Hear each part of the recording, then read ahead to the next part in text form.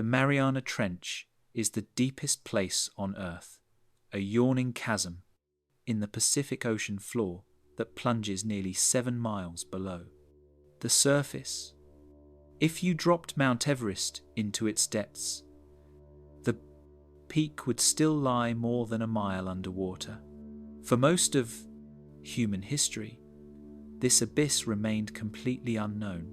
We mapped the surface of Mars before we explored the bottom of our own ocean.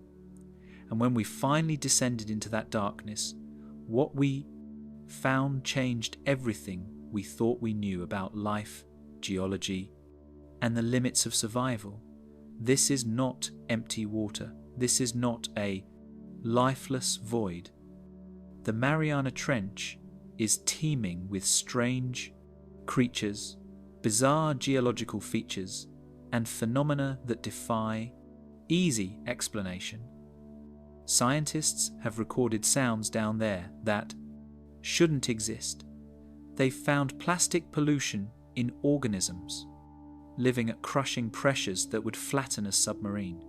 They've discovered entire ecosystems thriving in conditions that would instantly kill almost anything from the surface world.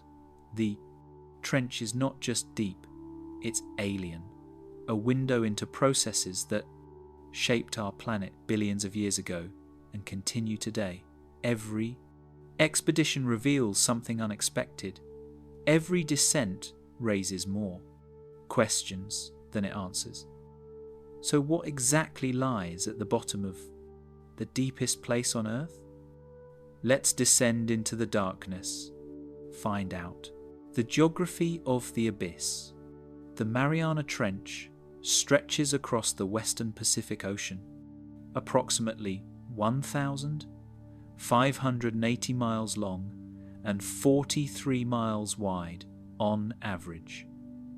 This immense scar in the seafloor runs in a crescent shape east of the Mariana Islands, from which it takes its name.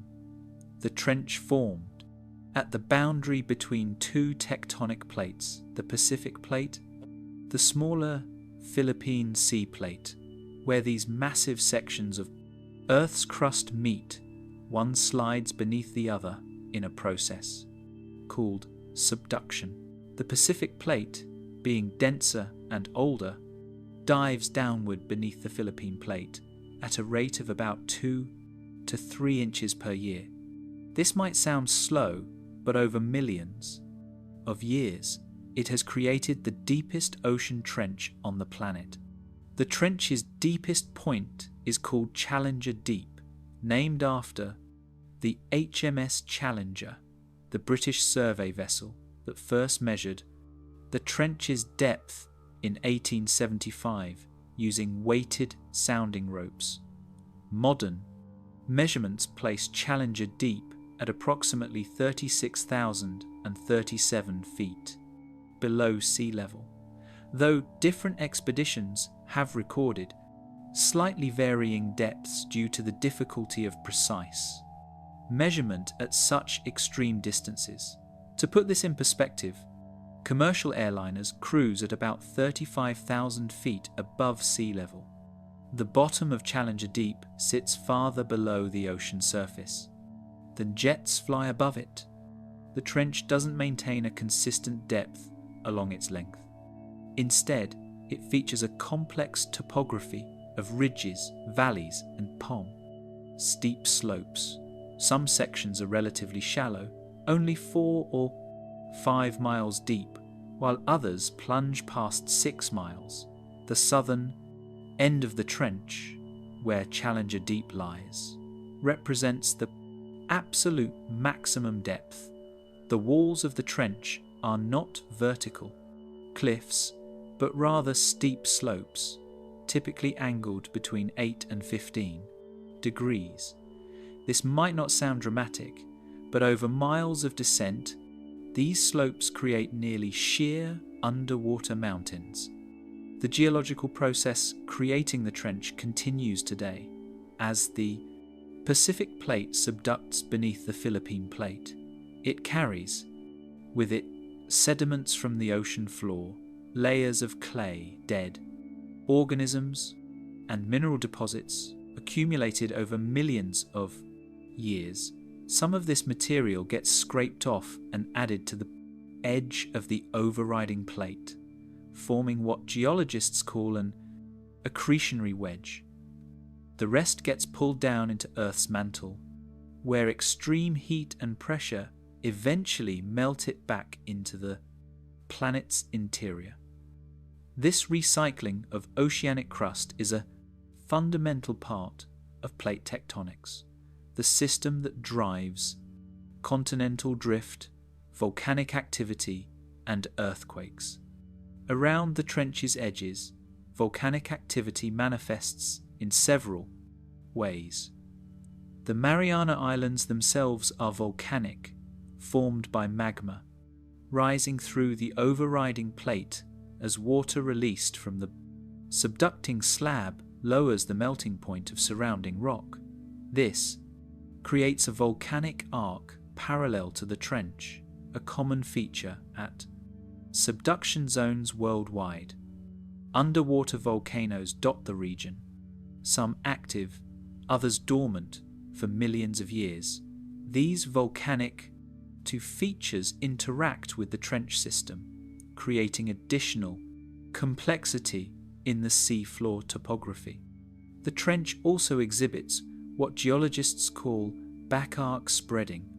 Behind the volcanic arc, the crust actually pulls apart, allowing new oceanic crust to form. This creates a smaller basin called the Mariana Trough, effectively making the region a site of both crust destruction in the trench and crust creation in the trough. Few places on Earth demonstrate such dynamic geological activity in such close proximity. The interplay between these processes has shaped the entire region's structure over the past 50 million years. Sediment distribution in the trench follows unusual patterns. The deepest parts accumulate relatively little sediment because the steep slopes cause most material to slide down into shallower areas or get carried away by deep ocean currents. What does accumulate consists primarily of extremely fine clay particles and the microscopic shells of dead plankton that drifted down from surface waters over thousands of years. Core samples from a trench floor revealed distinct layers corresponding to different geological periods, providing a timeline of ocean conditions stretching back millions of years. The trench's isolation creates unique conditions. Deep ocean. Currents largely bypass the deepest sections, creating relatively stable water conditions compared to shallower depths.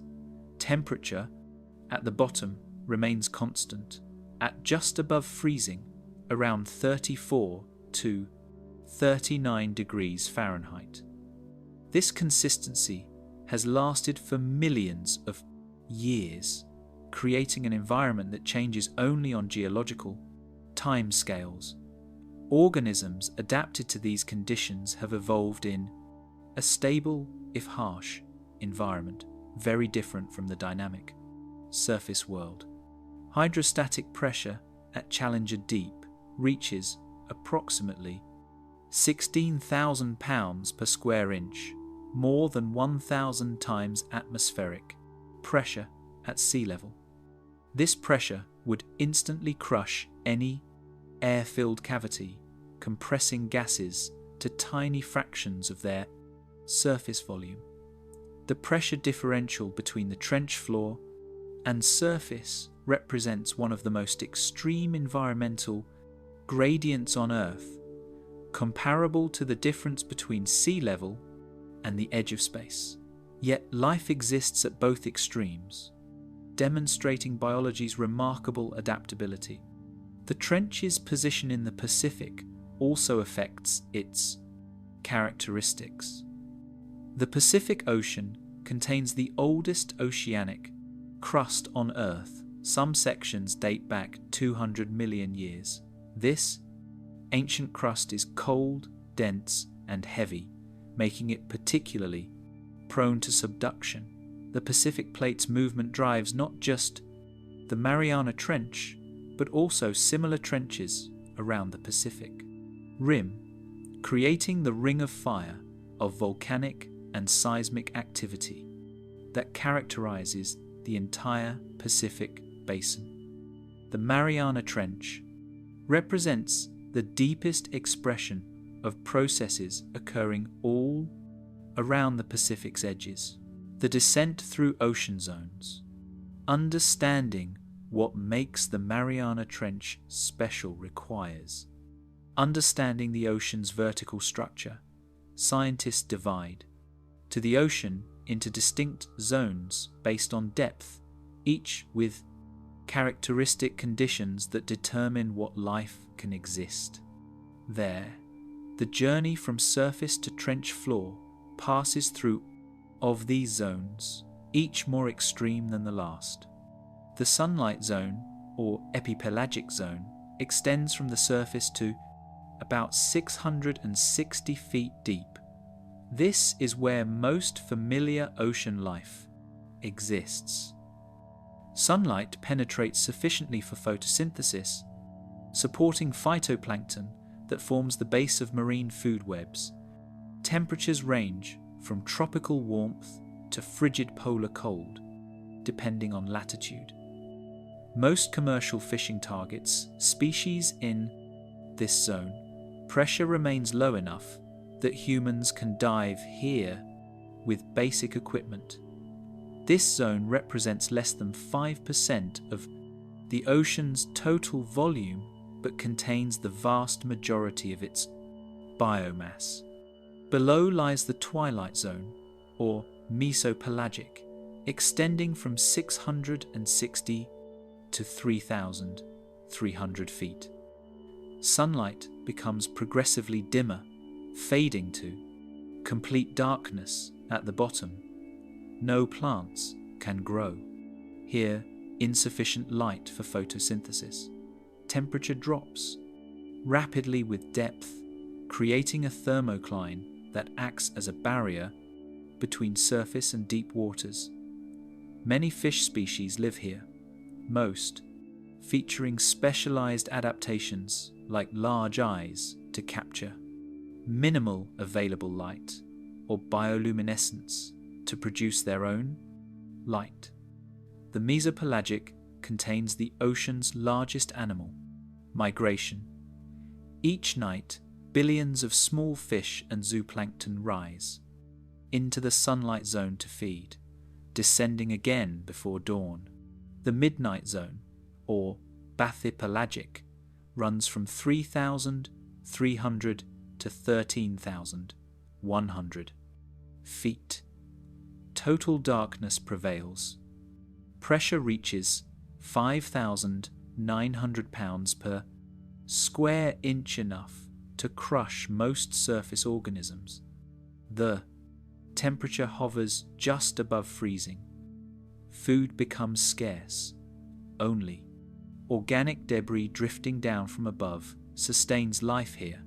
Creatures of the bathypelagic have evolved remarkable adaptations. Many have huge mouths and expandable stomachs to consume prey, larger than themselves, crucial when meals are rare. Bioluminescence becomes more common, used for hunting, communication, and defense. Some species have light-producing organs that dangle in front of their mouths like fishing lures, attracting prey close enough to strike. The abyssal zone spans 13,100 to 19,700 feet. At these depths, pressure exceeds 8,000 pounds per square inch. The seafloor here consists of vast, flat, abyssal plains covered in fine sediment. Until recently, scientists assumed this zone was a biological desert, too cold dark, and pressurized to support much life. Modern exploration has proven this assumption spectacularly wrong. The abyssal plains host diverse communities of organisms, see cucumbers, brittle stars, amphipods, and various worms feeding on the constant rain of organic matter from above. Some regions feature higher densities of life than others, depending on nutrient availability and water circulation patterns. Finally comes the Hadal zone, named after Hades, the Greek underworld. This zone encompasses all ocean depths below 19,700 feet, existing only in the deep ocean trenches. The Hadal zone is not a uniform environment, but a series of isolated habitats each. Trench represents a separate ecosystem, often with unique species, found nowhere else. The Mariana Trench contains the deepest hadal environment on Earth, plunging past 36,000 feet at Challenger. Deep. Descending through these zones, pressure increases by approximately 1 atmosphere for every 33 feet of depth. At Challenger Deep, the pressure reaches 1,086 atmospheres. A human body at that depth would experience 16,000 pounds of force on every square inch of skin. Air-filled spaces would compress to nearly nothing. The pressure is sufficient to compress water itself by about 5% compared to surface water, making the trench's water slightly denser than normal seawater. Temperature changes follow a complex pattern during descent. Surface waters might be warm, but temperature drops rapidly through the thermocline, reaching near freezing temperatures below 3,000 feet. In most of the deep ocean, temperature remains constant at around 36 degrees Fahrenheit. However, in the Mariana Trench, hydrothermal activity creates local temperature variations.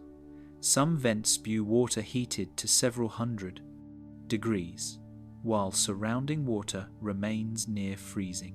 This creates extreme temperature gradients over very short distances. Light disappears completely by 3,000 feet in clear water, potentially shallower in murky conditions.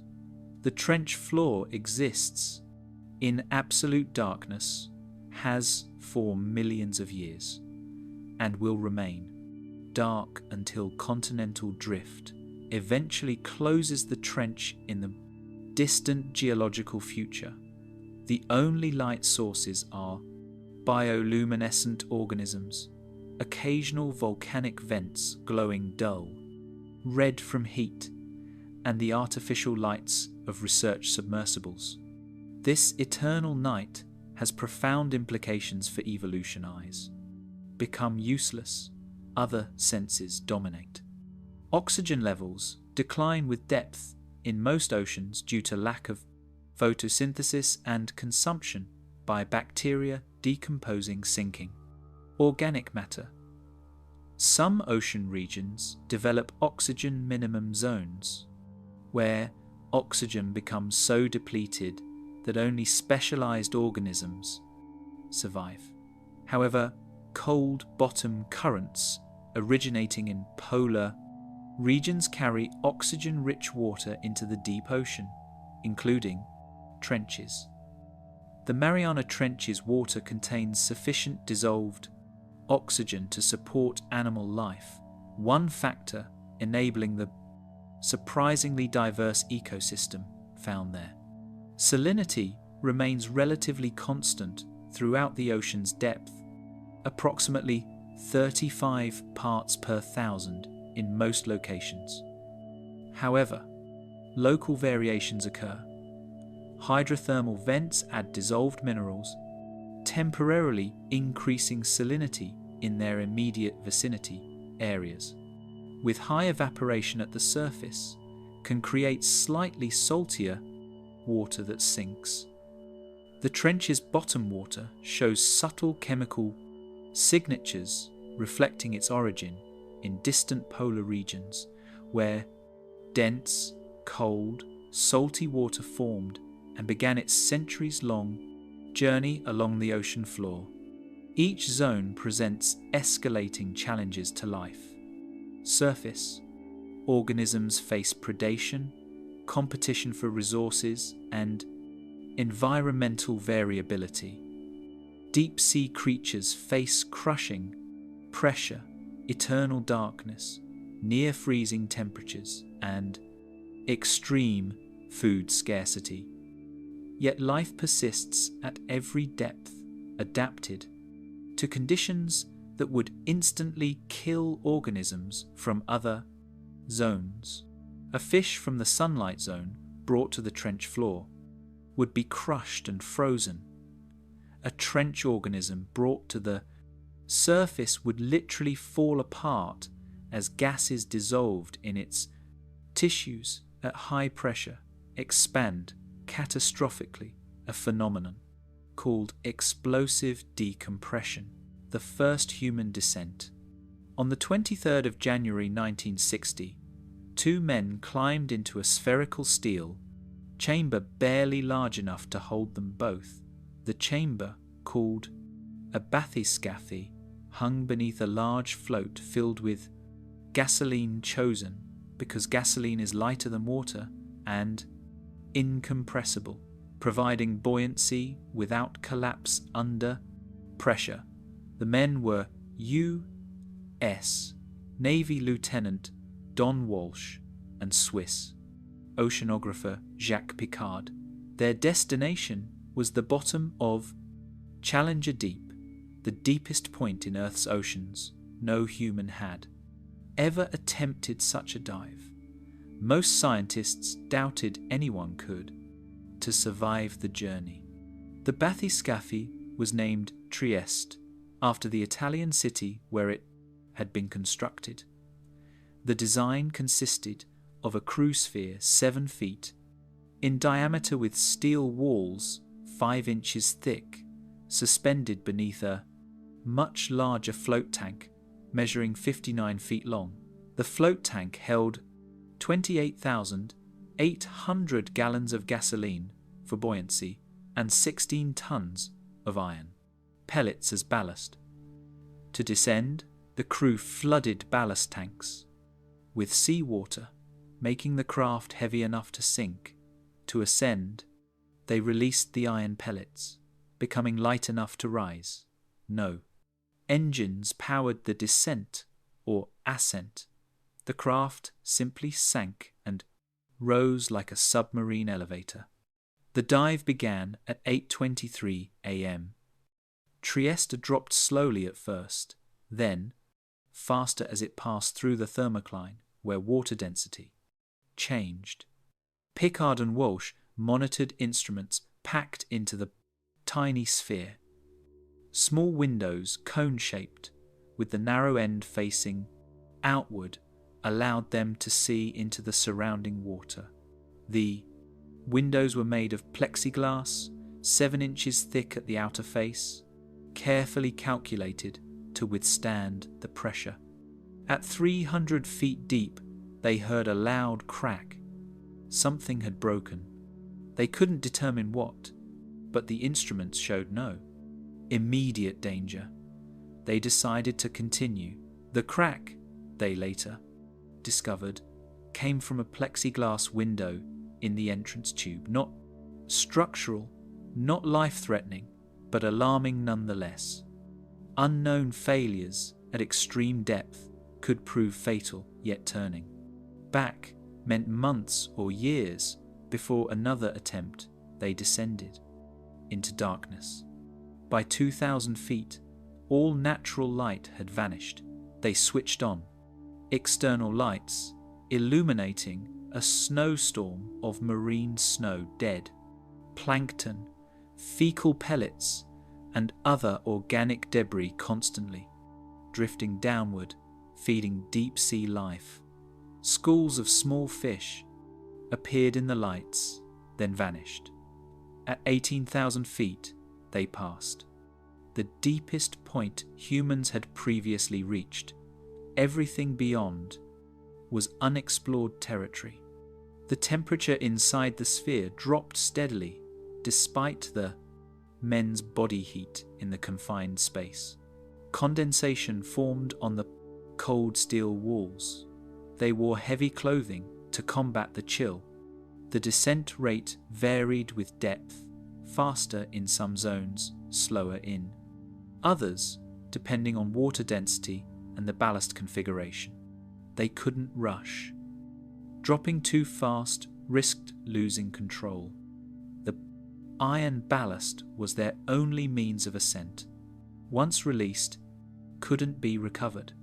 At 27,000 feet, they entered the Hadal zone. No human eye had ever witnessed this realm. The pressure outside exceeded 12,000 pounds per square inch. If the sphere failed, implosion would occur in milliseconds, faster than human nerves could register pain. They would simply cease to exist. The steel groaned occasionally as it flexed under the load. Normal sounds, Picard assured Walsh, though neither could be certain. At 32,000 feet, they slowed the descent, carefully releasing ballast to control their speed. The echo sounder showed the bottom approaching. At 35,797 feet, measurements would later be refined to 35,814 feet. Trieste touched bottom. The time was 1:06 p.m, nearly 5 hours after departure from the surface. They had reached the deepest point on Earth. The bottom was not empty. Peering through the viewport, Picard observed what he later described as a flatfish, about a foot long, lying on the seafloor. This sighting, though later questioned by some scientists who doubted fish could survive such depths, proved that higher life forms existed even here. Walsh confirmed seeing the organism, noting it resembled a flounder or sole. Whether truly a fish or some other bottom-dwelling creature, its presence demonstrated that the deep trenches were not sterile voids. They remained on the bottom for 20 minutes, photographing through the viewport and making observations. The sediment appeared light-coloured, possibly cream or tan, disturbed slightly by their landing. No other life was visible in the limited area illuminated by their lights. The water was clear, clearer than they'd encountered at shallower depths. The pressure gauge read 16,883 pounds per square inch. The temperature was 37.4 degrees Fahrenheit. Then they began the ascent.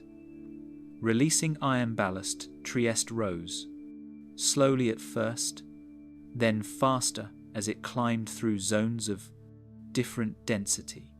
The trip took 3 hours and 27 minutes. They surfaced at 4:56 p.m. to find their support ship waiting. The dive had taken more than 8 hours total. Both men were cold, stiff from confinement but unharmed. They had proven that humans could reach the ocean's deepest point and return alive. The Trieste dive remains one of the most significant achievements in ocean exploration. For decades afterward, no one repeated the journey. The technology was dangerous, expensive, and the scientific community debated whether the risks justified sending humans instead of robots. It wasn't until 20125, 2 years later, that filmmaker James Cameron made the next solo descent to Challenger, deep in a specially designed submersible called Deep Sea Challenger. His dive lasted about 3 hours on the bottom, considerably longer than Trieste's brief visit, allowing more extensive filming and sample collection. Crushing pressure and its effects. The pressure at the bottom of the Mariana Trench is difficult to comprehend. Numbers alone don't capture reality. At Challenger Deep, every square inch of surface experiences a force of approximately 16,000 pounds more than 1,000 times the pressure at sea level. To visualize, imagine 50 jumbo jets stacked on top of to your thumbnail. That's roughly the force concentrated on that tiny area at the trench floor. This pressure exists on every exposed surface simultaneously, from every direction at once. Pressure in fluids works differently than on land. A book sitting on a table experiences pressure from above the weight of air above it, about 14.7 pounds per square inch at sea level. But in water, pressure comes from all directions equally. At depth, water pushes on an object from the sides, top, and bottom with equal force. This omnidirectional pressure is why submarines must be built as spheres or cylinders, shapes that distribute force evenly across their surface. Water itself is nearly incompressible, meaning it resists being squeezed into smaller volumes. This property explains why pressure increases so dramatically with depth. The water at the bottom of the ocean has nowhere to compress to. Instead, it pushes with immense force against anything in contact with it. The water column above weighs enormous amounts. At Challenger Deep, every square centimetre supports the weight of a 36,000-foot column of seawater. That's why pressure is sometimes measured in atmospheres. 1 atmosphere equals the pressure at sea level. So, Challenger Deep experiences about 1,086 atmospheres of pressure. This pressure affects everything. Air-filled objects collapse instantly at trench depths. A foam coffee cup taken down in a submersible sample basket returns compressed to the size of a thimble, its original structure crushed beyond recognition. Styrofoam, full of tiny air bubbles, compresses to a fraction of its original volume, becoming dense and hard. Wooden objects shrink as the air in their cellular structure gets compressed. Even steel deforms under such pressure if not properly designed to withstand it. Submarines designed for moderate depths cannot approach the trench. Military submarines typically operate at maximum depths of 1,500 to 2,500 feet, some specialized ones reaching 3,000 feet. The pressure at those depths, though substantial, is only a fraction of what exists at the trench floor. A submarine designed for 3,000 feet would implode catastrophically if taken to 30,000 feet. The water would rush inward faster than the human eye could follow, crushing everything inside to fragments in milliseconds. Specialized submersibles built for extreme depths employ thick steel or titanium spheres for crew compartments.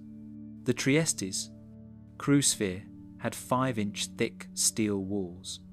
Modern designs use titanium, which is stronger relative to its weight, allowing slightly lighter construction. But even titanium must be several inches thick for depths exceeding 20,000 feet. The sphere shape is crucial. It distributes pressure evenly, preventing concentration of force that could initiate failure.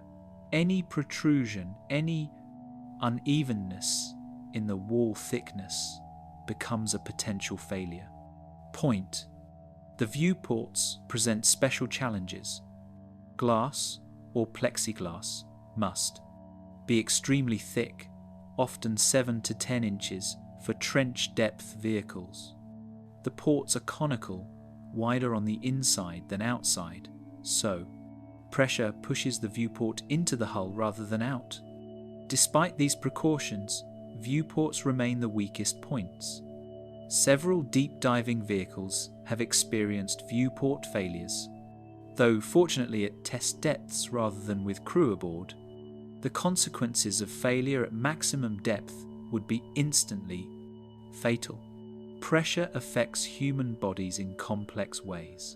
Our bodies are mostly water, which is incompressible, so we wouldn't be crushed to pulp immediately like air-filled objects. However, we have air, spaces, lungs, sinuses, middle ears.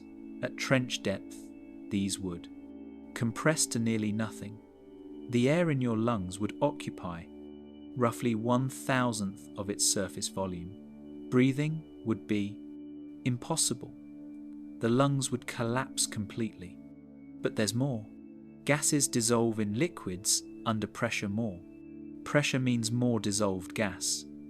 At great depth, breathing air would force massive amounts of nitrogen and oxygen to dissolve in blood and tissues.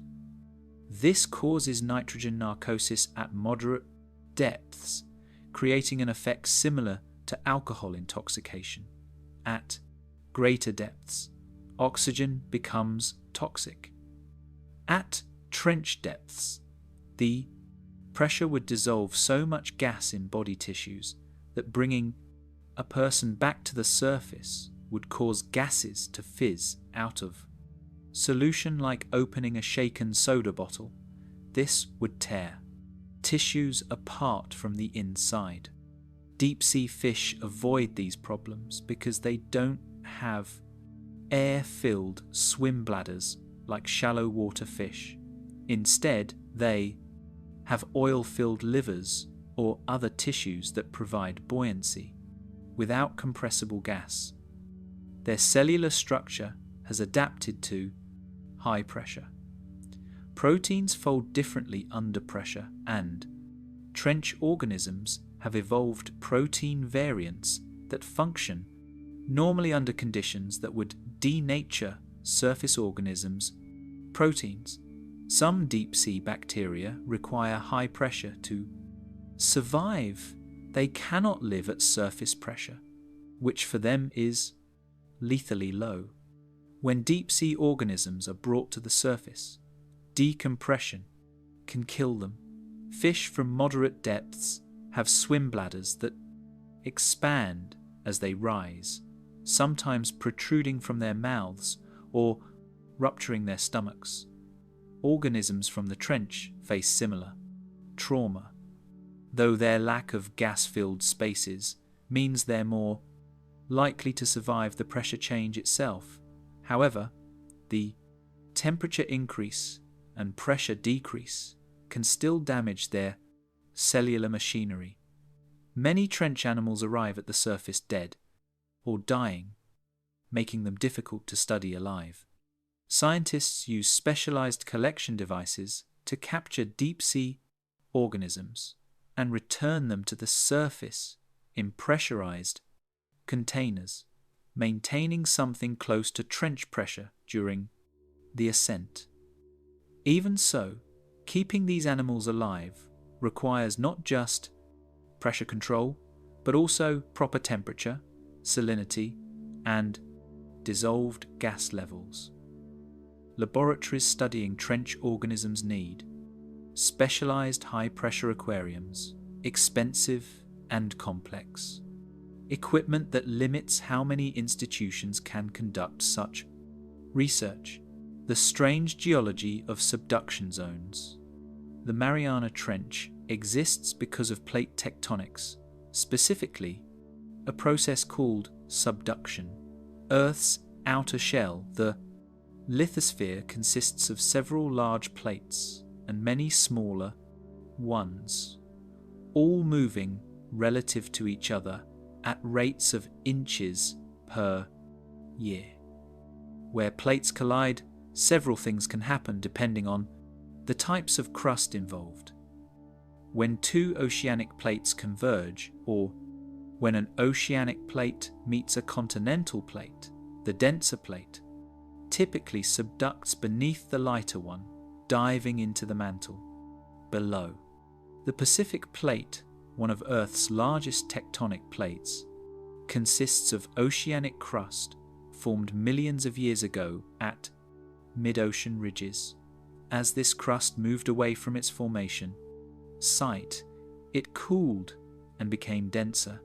Today, the western edge of the Pacific Plate is some of the oldest, coldest, densest oceanic crust on Earth, perfect conditions for subduction.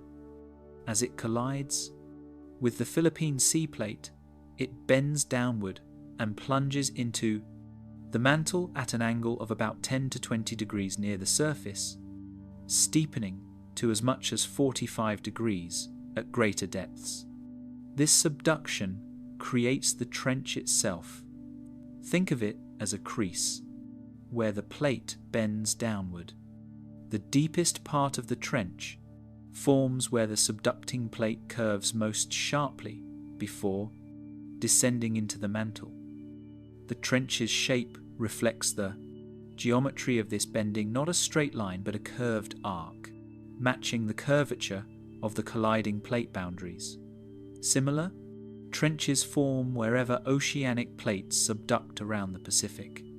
Ring of Fire, the Japan Trench, the Peru-Chile Trench, the Tonga Trench, all created by the same fundamental process. As the Pacific Plate descends, it carries with it everything on its surface: sediments, seamounts, sometimes even oceanic islands. Some of this material gets scraped off and plastered onto the edge of the overriding plate, forming an accretionary wedge. These wedges can grow over time, adding territory to the overriding plate. Japan, for example, consists partly of material accreted from subducting oceanic plates over millions of years. However, most of the subducting material continues downward into the propacal mantle. At depths of 60 to 120 miles, the subducting slab encounters increasing temperatures and pressures. Water trapped in the oceanic crust, locked in minerals formed when the crust was created, gets released through a process called dehydration. This water rises into the overlying mantle wedge, lowering the melting point of the rock there. Partial melting occurs, producing magma that is less dense than surrounding rock. This magma rises through the overriding plate, eventually erupting at the surface to form volcanic arcs. The Mariana Islands themselves are a volcanic arc created by this process.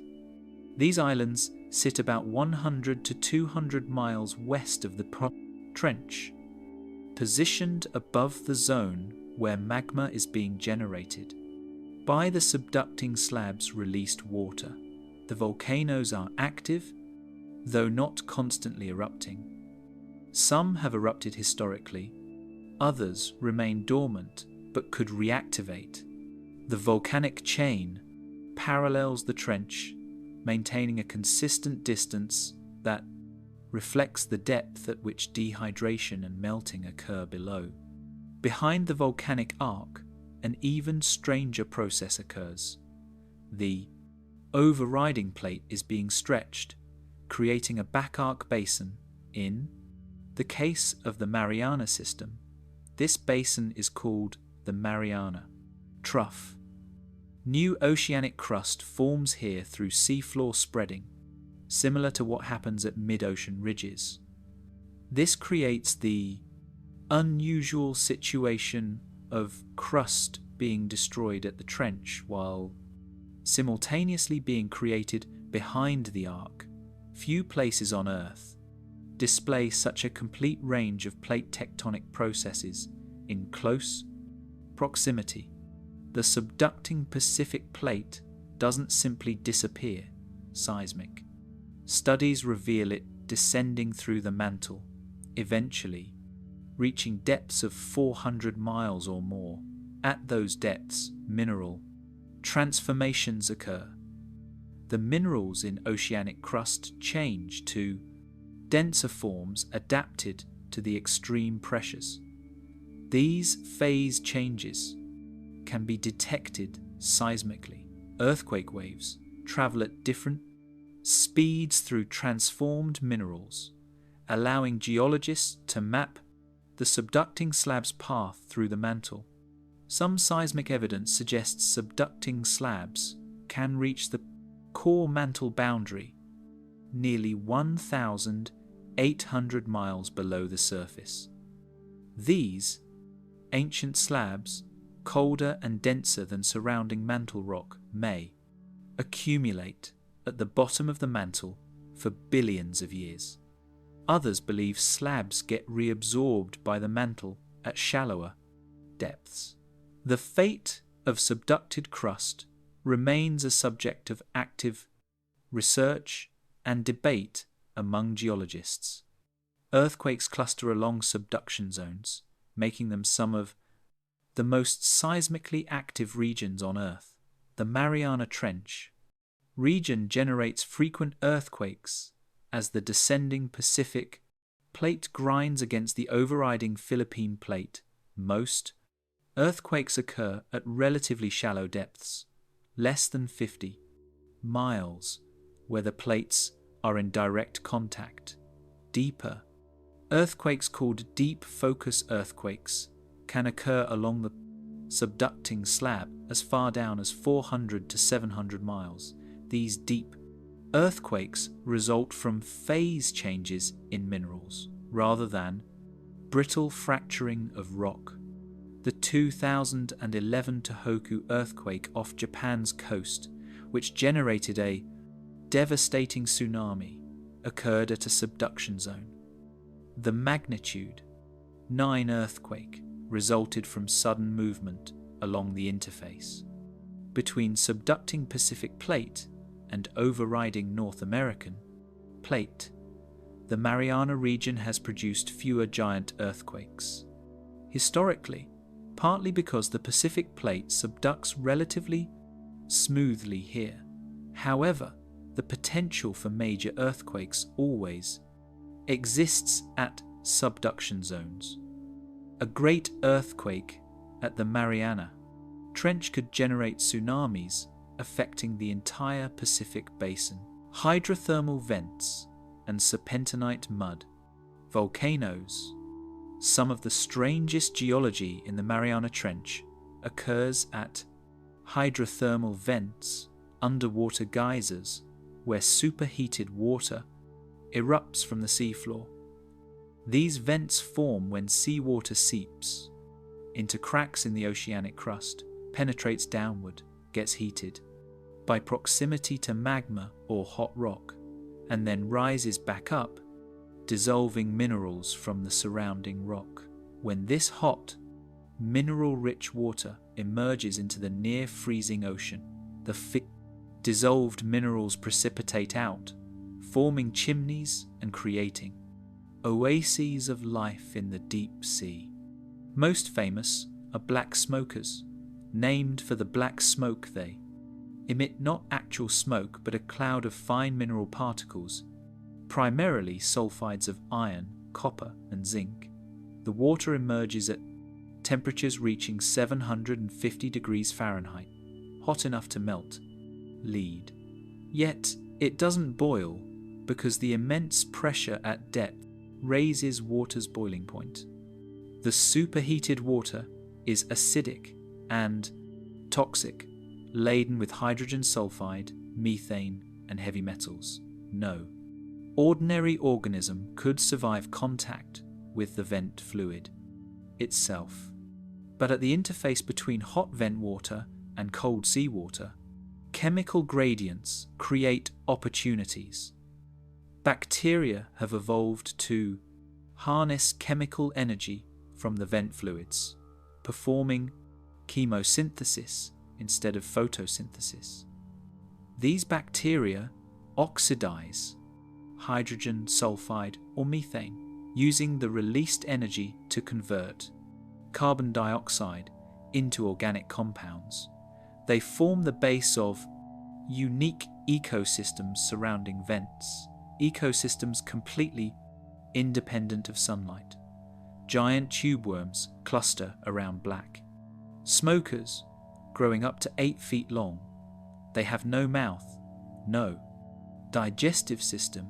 Instead, they harbour sulfur-oxidizing bacteria in specialized organs, forming a symbiosis where the worm provides shelter and the bacteria provide nutrients. White smokers emit cooler fluids, typically below 500 degrees Fahrenheit, and contain different dissolved minerals, primarily barium, calcium, and silicon. These build white or light-coloured chimneys. Some white smokers near the Mariana Trench, particularly in the Back Arc Spreading Centre, emit fluid rich in carbonate minerals. The warm alkaline water supports different bacterial communities than the hot, acidic black smokers. But the Mariana Trench hosts another, even stranger type of vent: serpentinite mud volcanoes. These form through a unique process involving the mineral serpentine when water interacts with certain mantle rocks, particularly peridotite, containing the minerals olivine and pyroxene. A chemical reaction called serpentinization occurs. The water reacts with the rock to form serpentine, releasing heat, hydrogen, gas, and creating a slurry of mud and water. This mud, under pressure, can erupt from the seafloor, forming underwater mud volcanoes. Several serpentinite mud volcanoes have been discovered near the Mariana Trench. The largest, called South Chamorro Seamount, rises about 2,500 feet above the surrounding seafloor at a depth of roughly 13,000 feet. Unlike typical mud volcanoes that are composed of sediment, these serpentinite structures contain rocks from Earth's mantle that have been altered by reaction with water. The mud emerging from these volcanoes is highly alkaline, with a pH around 11 to 12 more alkaline than household bleach. The hydrogen gas produced by serpentinization creates yet another type of chemosynthetic ecosystem. Bacteria here oxidize hydrogen. Instead of hydrogen sulfide generating energy to fix carbon from dissolved carbon dioxide, these microbes can survive in the extremely alkaline environment where most organisms would dissolve. Some scientists hypothesize that similar alkaline vents may have provided the chemical energy needed for the origin of life on early Earth when the surface was still too harsh for photosynthetic organisms. Fluid samples from these serpentinite vents contain dissolved methane and other organic compounds produced by abiotic processes, chemical reactions between water, rock, and carbon dioxide that don't require living organisms. This abiotic synthesis of organic molecules demonstrates that life's building blocks can form through purely geological processes. Understanding these reactions helps scientists model how organic chemistry might emerge on other planets and moons where similar water rock interactions occur. The chimneys surrounding active vents grow steadily as minerals precipitate from the fluids. Some reach heights of 60 feet or more. When a vent shuts off, perhaps because the plumbing system gets blocked or the magma chamber supplying heat cools the chimney, goes dormant, these inactive structures eventually collapse and erode, becoming rubble fields on the sea floor. But while active, they host dense concentrations of life found nowhere else. Vent ecosystems are ephemeral by geological standards. An individual vent might remain active for years or decades, but rarely longer. When it dies, the specialized organisms depending on it must migrate to find new vents or die. Larvae of vent species drift in deep-sea currents, settling where they detect chemical signatures of active vents. This creates isolated populations at different vent sites, separated by miles of barren seafloor. Over evolutionary time, these populations diverge, developing into distinct species found only at specific vent sites. The chemistry of vent fluids and mineral deposits. The chemical composition of hydrothermal vent fluids varies dramatically based on the geological setting, temperature, and the types of rock through which the water circulates. At mid-ocean, ridges, black smoke vents typically discharge fluids with temperatures between 570 and 750 degrees Fahrenheit, though some exceed 800 degrees. These fluids are highly acidic with pH values around 3 to 4, roughly equivalent to vinegar or orange juice. The acidity results from dissolved carbon dioxide and hydrogen sulfide, which form weak acids when combined with water. This acidic water aggressively dissolves metals and sulfur compounds. From the basaltic rock it flows through, creating a chemical soup, rich in iron, copper, zinc, lead, and other elements.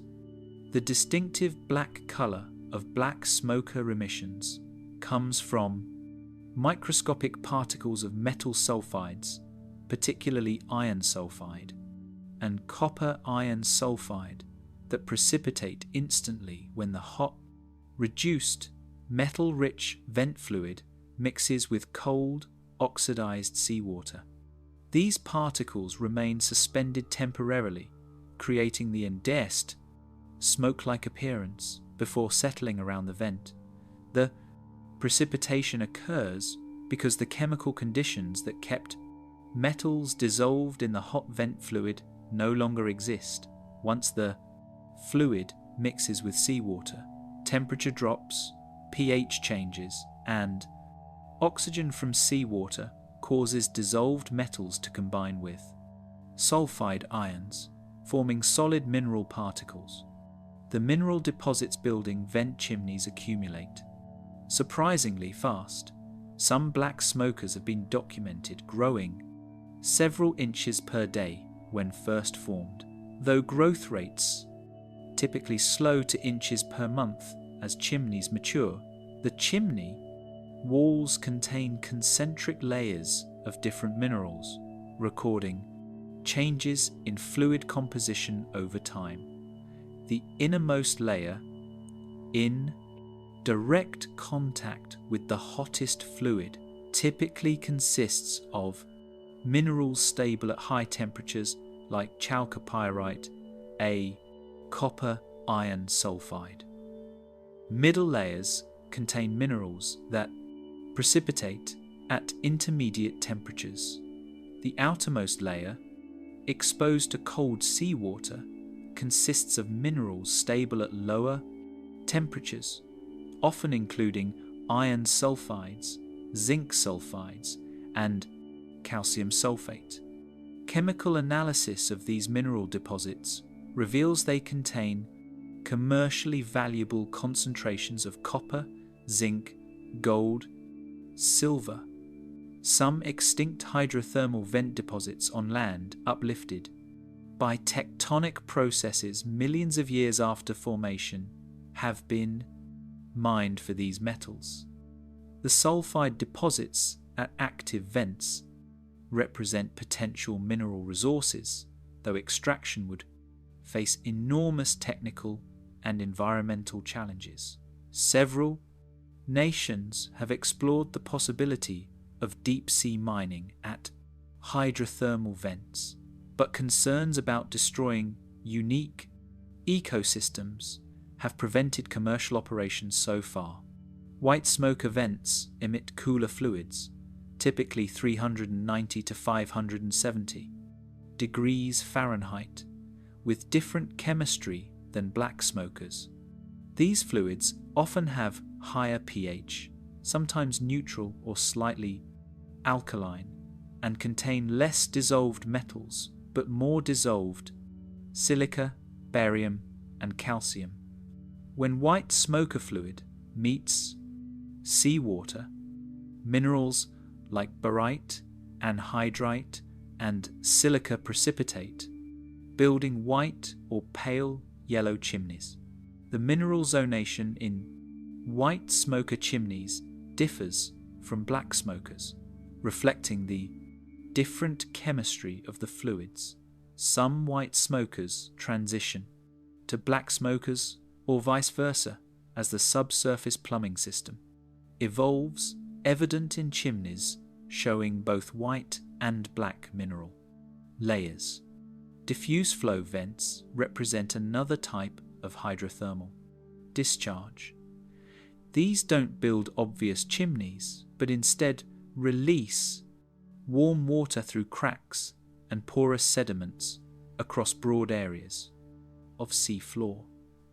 The fluid temperatures range from just above ambient seawater temperature to about 120 degrees Fahrenheit, much cooler than focused black smoker discharge. These diffuse flows result from mixing of hot hydrothermal fluid with cold seawater in the subsurface before emerging at the seafloor. The chemistry of diffuse flows reflects this mixing, showing intermediate compositions between pure vent fluid and seawater. The total heat flux from all hydrothermal vents worldwide amounts to roughly 30% of Earth's total heat loss. This represents an enormous energy transfer from the planet's interior to the oceans. The circulating seawater that feeds hydrothermal systems penetrates several miles into the oceanic crust through cracks and fissures. As it descends, it heats up, reaching temperatures of 570 to 750 degrees Fahrenheit or higher when it encounters hot rock or magma chambers. The heated water becomes less dense and more buoyant, driving it back upward to emerge at vents. This convection system efficiently extracts heat from the oceanic crust. The water circulation through hydrothermal systems profoundly affects ocean chemistry. Estimates suggest the entire volume of Earth's oceans circulates through hydrothermal systems roughly every 10 million years. During this circulation, seawater loses magnesium and sulfate ions, which react with hot rock while gaining metals, silica, calcium, and other elements dissolved from the crust. This process, operating over billions of years, has significantly influenced the chemical composition of seawater. Some scientists argue that without hydrothermal circulation, the oceans would have very different chemistry, possibly less hospitable to life as we know it. Dissolved gases in vent fluids include hydrogen sulfide, methane, carbon dioxide, and hydrogen. The proportions vary based on temperature and rock type. High-temperature vents at mid-ocean ridges produce mostly hydrogen sulfide and carbon dioxide. Lower-temperature vents, particularly those involving serpentinization reactions like the Mariana mud volcanoes, produce large quantities of hydrogen and methane. These reduced gases provide chemical energy that supports chemosynthetic bacteria. The bacteria oxidize hydrogen sulfide or hydrogen or methane using the energy released to fix carbon dioxide into organic molecules. These microbes form the base of vent ecosystems, fulfilling the role that photosynthetic plants and algae play in surface ecosystems. The isotopic composition of vent fluids provides clues about their origin and the reactions they've undergone. Hydrogen isotopes reveal that vent water is mostly seawater that has circulated through the crust, with only minor contributions from magmatic water released from molten rock. Sulfur isotopes indicate that sulfur in hydrogen sulfide comes partly from seawater sulfate, reduced at high temperatures, and partly from sulfur in the rocks themselves.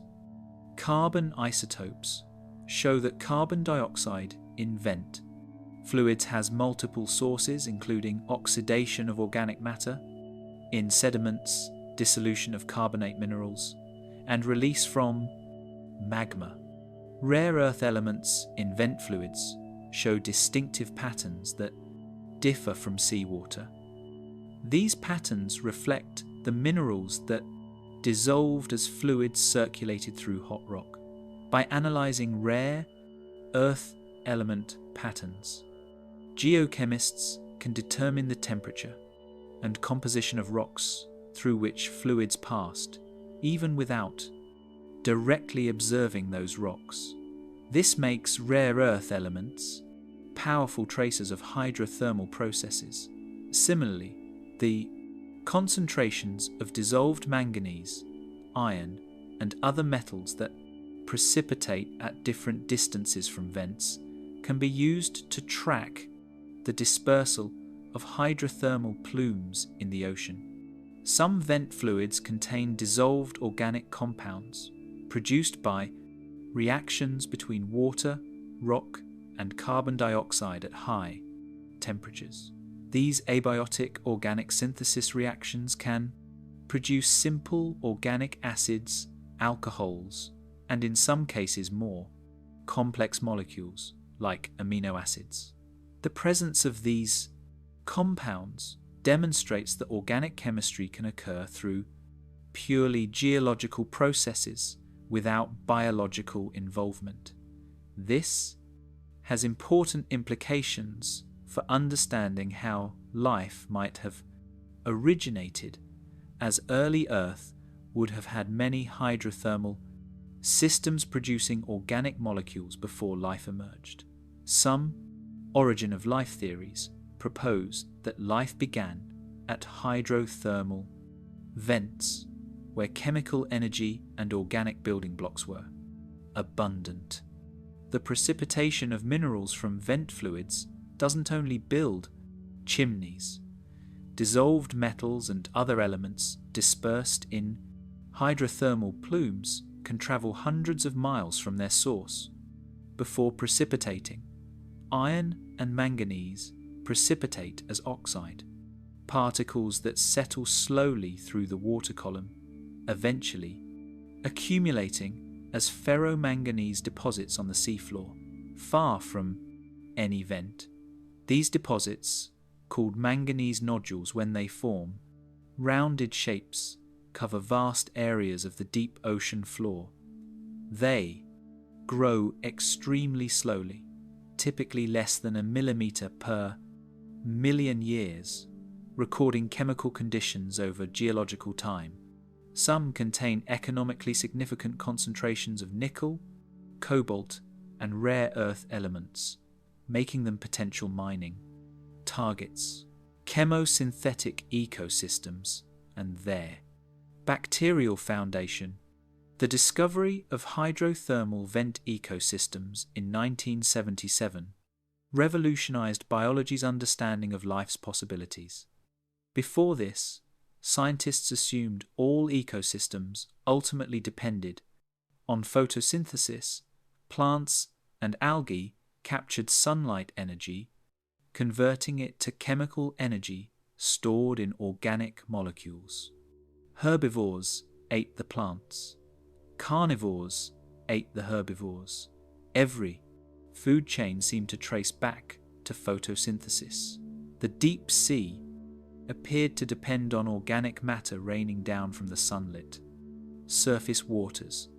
Then scientists aboard the submersible Alvin discovered the first black smoke events at the Galapagos Rift and observed something unprecedented.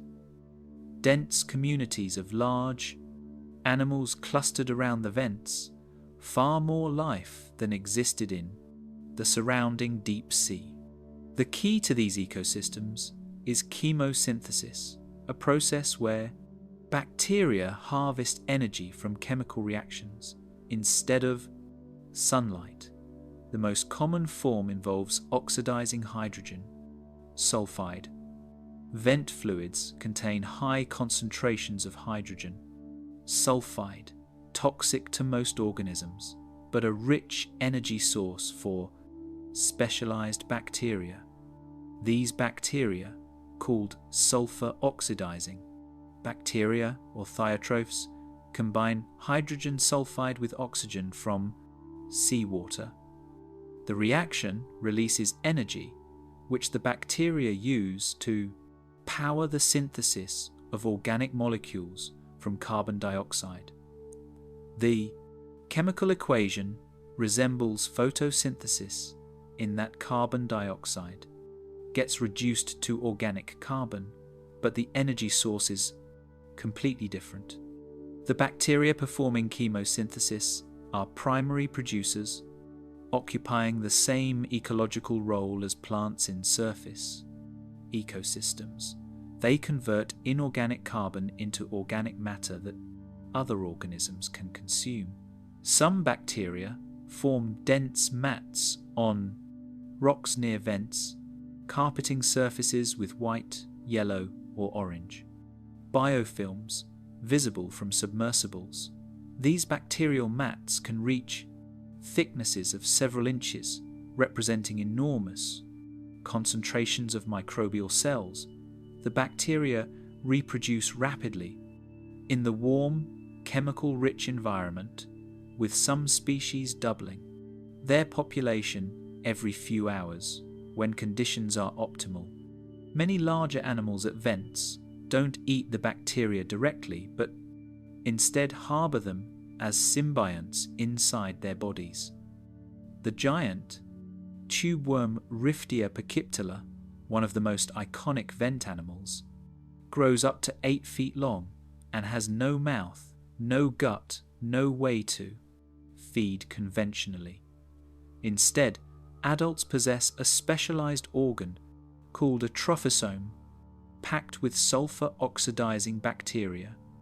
The tubeworm absorbs hydrogen sulfide and oxygen through its bright red plumes, which contain hemoglobin that binds these molecules. The worm's blood transports hydrogen sulfide and oxygen to the trophosome, where the bacteria use them to produce organic compounds. The bacteria share these nutrients with their host. The tubeworm provides shelter and access to chemicals, the bacteria to provide food.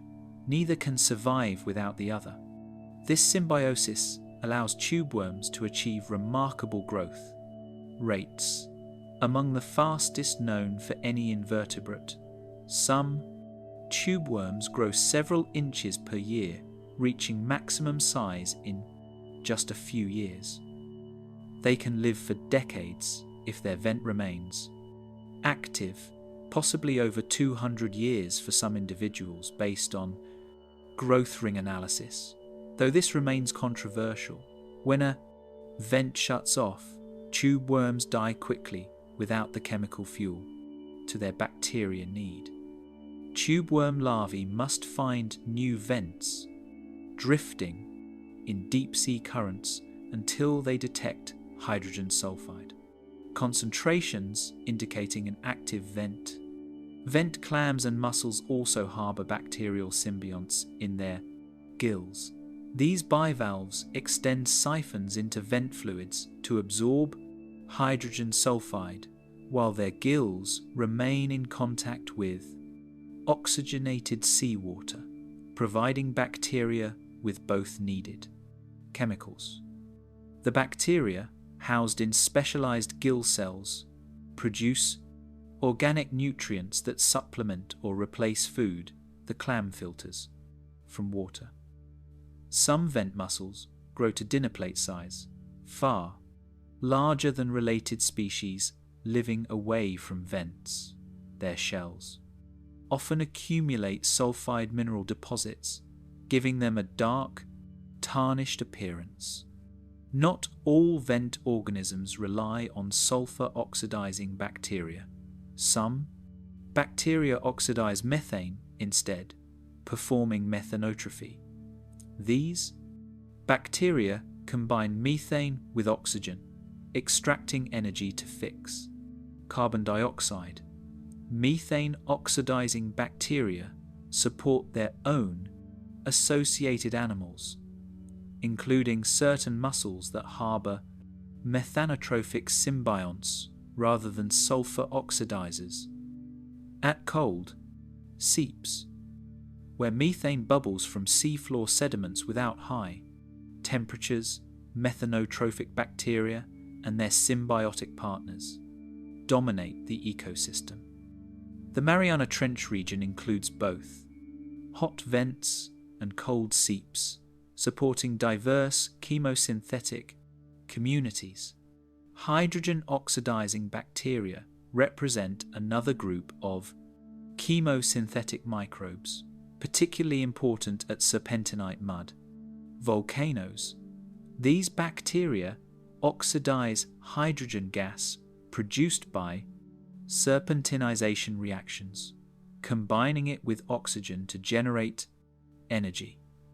The extremely alkaline conditions at serpentinite vents would kill most organisms, but hydrogen oxidizing bacteria thrive there, forming mats and biofilms that coat surfaces. These bacteria support their own ecosystem of grazers and predators. Adapted to the alkaline environment, scientists have found snails, limpets, and invertebrates invertebrates living on and around serpentinite mud volcanoes, though the communities are less dense than those at black smokers. The bacteria themselves show remarkable diversity. Molecular analysis of vent bacterial communities reveals hundreds of distinct species, many unknown from other environments. Some bacteria live freely in the water. Others form mats.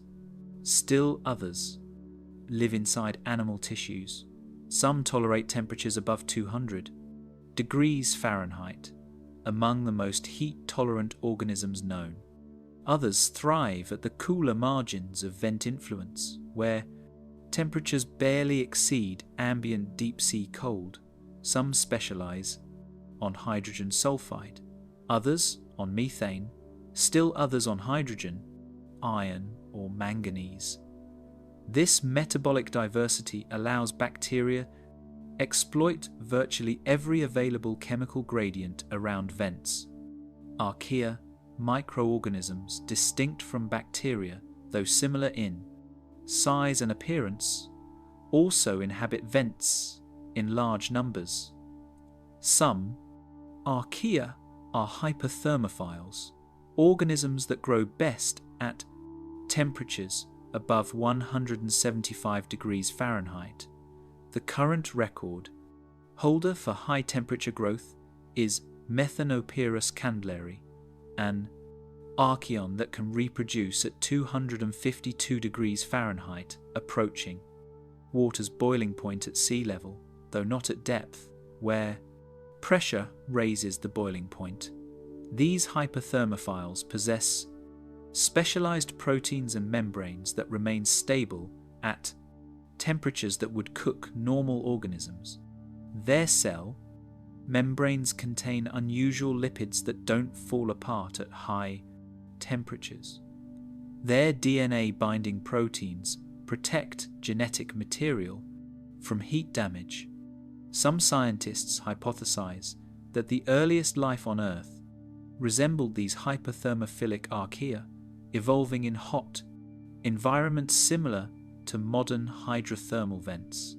This remains debated, with others arguing that early life was only moderately thermophilic or even mesophilic, preferring moderate temperatures. However, the tree of life's deepest branches include many thermophiles, suggesting heat tolerance is an ancient trait. Whether life originated at vents or not, the chemosynthetic organisms there demonstrate that life doesn't require sunlight. Only chemical disequilibrium, any situation where chemicals want to react but can't without biological catalysis. The total biomass at hydrothermal vent ecosystems far exceeds that of surrounding deep-sea areas. While typical deep-sea sediments might support a few grams of living organisms per square meter, vent areas can have several kilograms per square meter, thousands of times denser. This biomass exists despite the ephemeral nature of individual vents.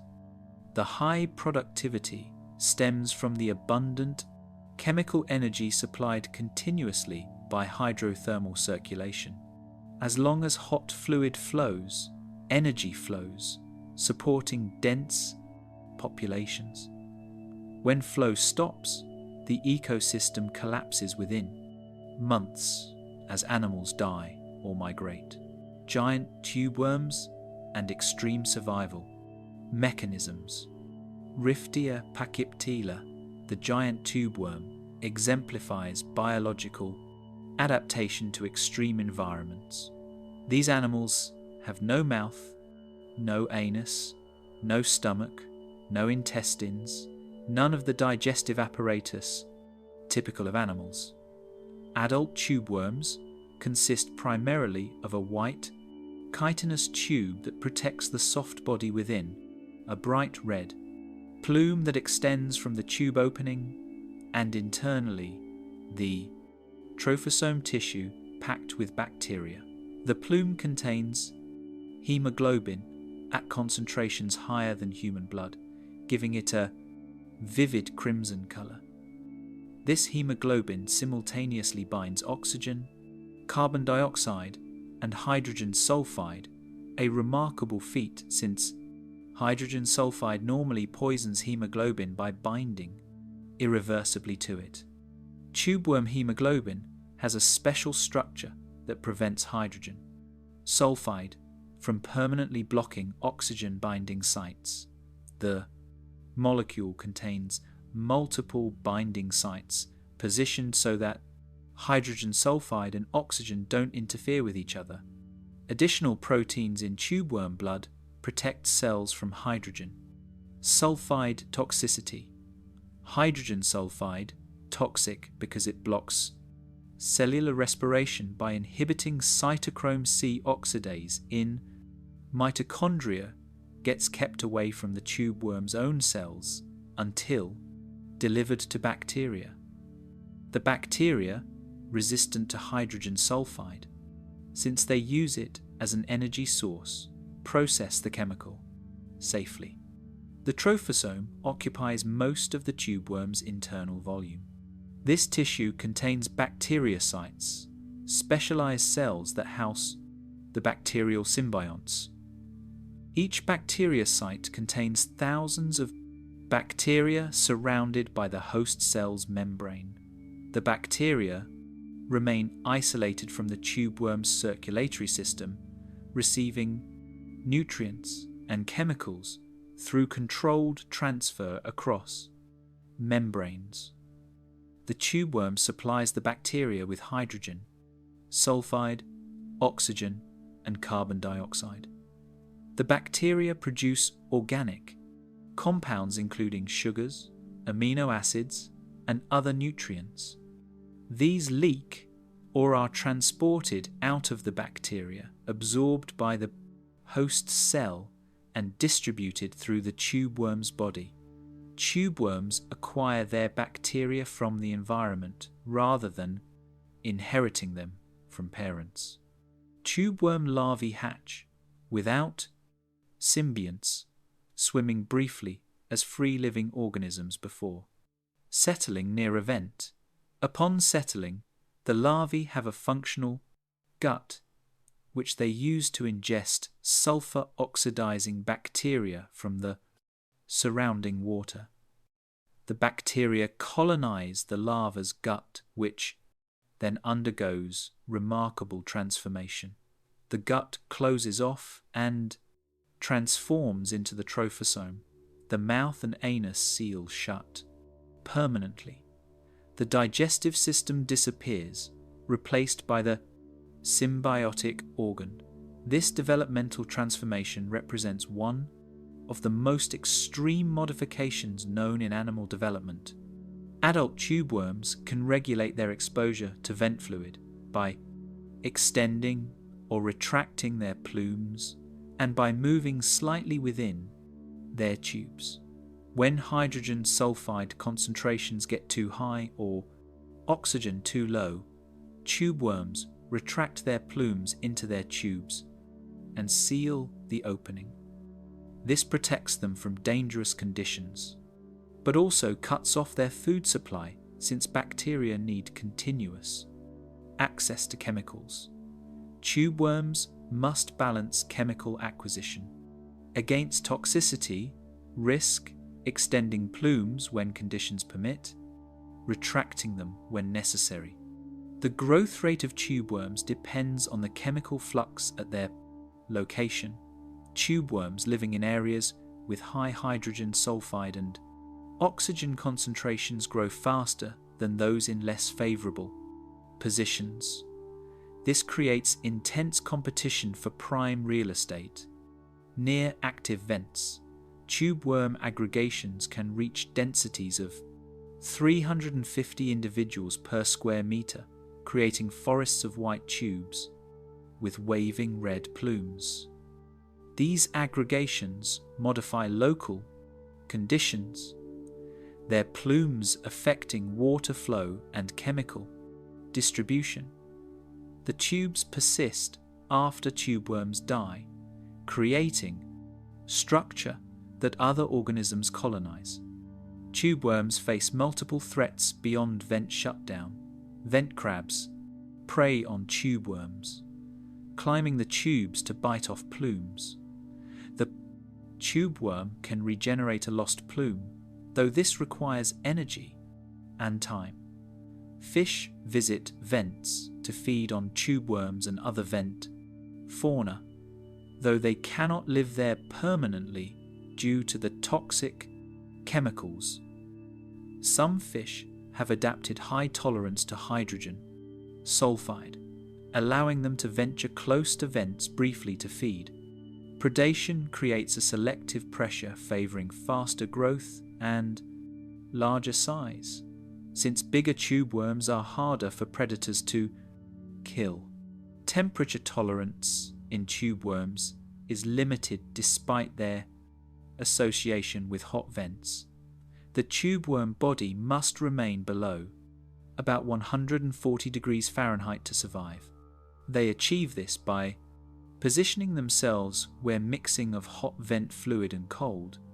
Seawater creates tolerable temperatures, typically in the range of 35 to 90 degrees Fahrenheit. The bacteria they harbour also have temperature limits, unable to function above certain thresholds. This restricts tube worms to areas where fluid is sufficiently diluted by seawater mixing, typically inches to feet away from the known. Hottest discharge points. Pressure apparently doesn't limit tube worms.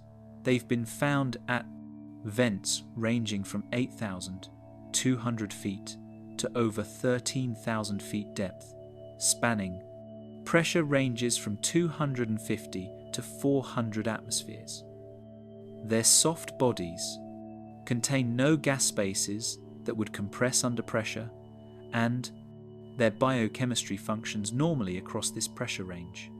Pressure-adapted proteins maintain proper function regardless of depth. This contrasts with many surface organisms whose proteins denature or malfunction at high pressure. Tubeworm reproduction involves broadcasting gametes into the water. Males release sperm while females release eggs, fertilization occurring externally. The larvae that result are planktonic, drifting in deep-sea currents. Most larvae die never, finding a suitable vent to settle on. The ocean's vastness and vents' rarity make successful settlement extremely unlikely for any individual larva. However, tubeworms produce enormous numbers of larvae, and ocean currents connect different vent sites, allowing dispersal across distances of dozens or even hundreds of miles. Genetic analysis of tubeworm populations at different vents reveals they're not completely isolated, indicating larvae successfully traverse the deep sea to colonize new sites. The evolutionary origin of tubeworms remains unclear. They belong to the annelid worms, the same group that includes earthworms and marine polychaetes. Molecular phylogenies indicate that vent tubeworms are closely related to certain shallow water tube-dwelling worms. The ancestor of Riftia probably lived in shallow sediments, possessing a normal gut and feeding on organic matter. At some point, this ancestor colonized deep-sea reducing environments, perhaps first at cold seeps or organic falls where hydrogen sulfide is present, symbiosis with sulfur oxidizing. Bacteria evolved, providing advantage in these chemical-rich but food-poor environments. The gut became reduced as symbiosis became obligate. Eventually, descendants colonized hot vents where chemical energy was even more abundant. This evolutionary trajectory from normal feeding to symbiotic dependence occurred multiple times independently in different animal groups, suggesting symbiosis is a common solution to deep-sea life. Vent shrimp and specialized sensory adaptations. Among the strangest creatures at hydrothermal vents are the vent shrimp, particularly species of Rimicaris found at mid-Atlantic ridge vents. These shrimp swarm around black smokers in densities, reaching 3,000 individuals per square meter, creating living carpets of crustaceans. Their bodies are pale, almost translucent, with one immediately obvious peculiarity: they lack normal eyes. Where eyes should be, they have large patches of reflective tissue on their backs. These structures, initially puzzling to scientists, turn out to be modified eyes adapted for a unique purpose, detecting the faint thermal radiation emitted by hot vent water. Normal eyes detect visible light photons with wavelengths around 400 to 700 nanometers, but no visible light exists at vent depths, except bioluminescence. However, hot objects emit infrared radiation, thermal radiation with longer wavelengths than visible. light. A black smoker at 750 degrees Fahrenheit emits measurable infrared radiation, extremely faint but detectable with sufficiently sensitive equipment. The vent shrimp's dorsal eye patches contain rhodopsin, the light-sensitive protein found in normal eyes, but modified to respond to the near-infrared wavelengths emitted by hot vents. This allows the shrimp to see heat navigating toward warm water where bacterial food grows. The shrimp position themselves in the boundary zone where hot vent fluid mixes with cold sea water, where temperatures range from 50 to 105 degrees Fahrenheit. Too close to the vent and they would cook. Too far away and bacterial productivity drops too low. The thermal eyes let them maintain optimal position despite the complete darkness. This represents a unique sensory adaptation found nowhere else in the animal kingdom. While some snakes can detect infrared radiation using specialized pit organs, no other animal uses modified eyes for this purpose. Vent shrimp feed by scraping bacterial mats from rock surfaces with their mouthparts. Some species also harbor bacterial symbionts in their gill chambers, similar to vent mussels. These bacteria supplement the shrimp's diet, providing additional nutrients. The combination of grazing and farming bacteria allows vent shrimp to exploit multiple food sources, making them highly successful at vents where they occur. Not all vent sites have. Shrimp, though, Pacific vents tend to be dominated by tube worms, clams, and mussels, while mid-Atlantic ridge vents often support dense shrimp populations. The reasons for this biogeographic difference aren't fully understood, but may relate to differences in vent chemistry, temperature, or historical factors governing which species first colonized different regions. Other crustaceans at vents show different adaptations. Vent crabs, genus Bythogria, are active predators with functional eyes. Though these are adapted to low light conditions, the crabs scavenge dead animals and actively hunt live prey, including tube worms, mussels, and smaller invertebrates. They can tolerate higher temperatures than most vent animals, venturing close to vent openings to feed. Their walking legs are long and adapted for moving across the complex topography of lava flows and mineral deposits.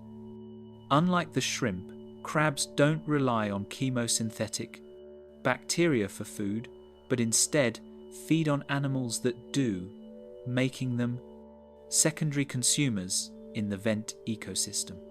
Barnacles at vents present another interesting case. These crustaceans cement themselves to rocks near vents, filtering bacteria and organic particles from the water. Some vent barnacles reach remarkably large sizes, their shells several inches across.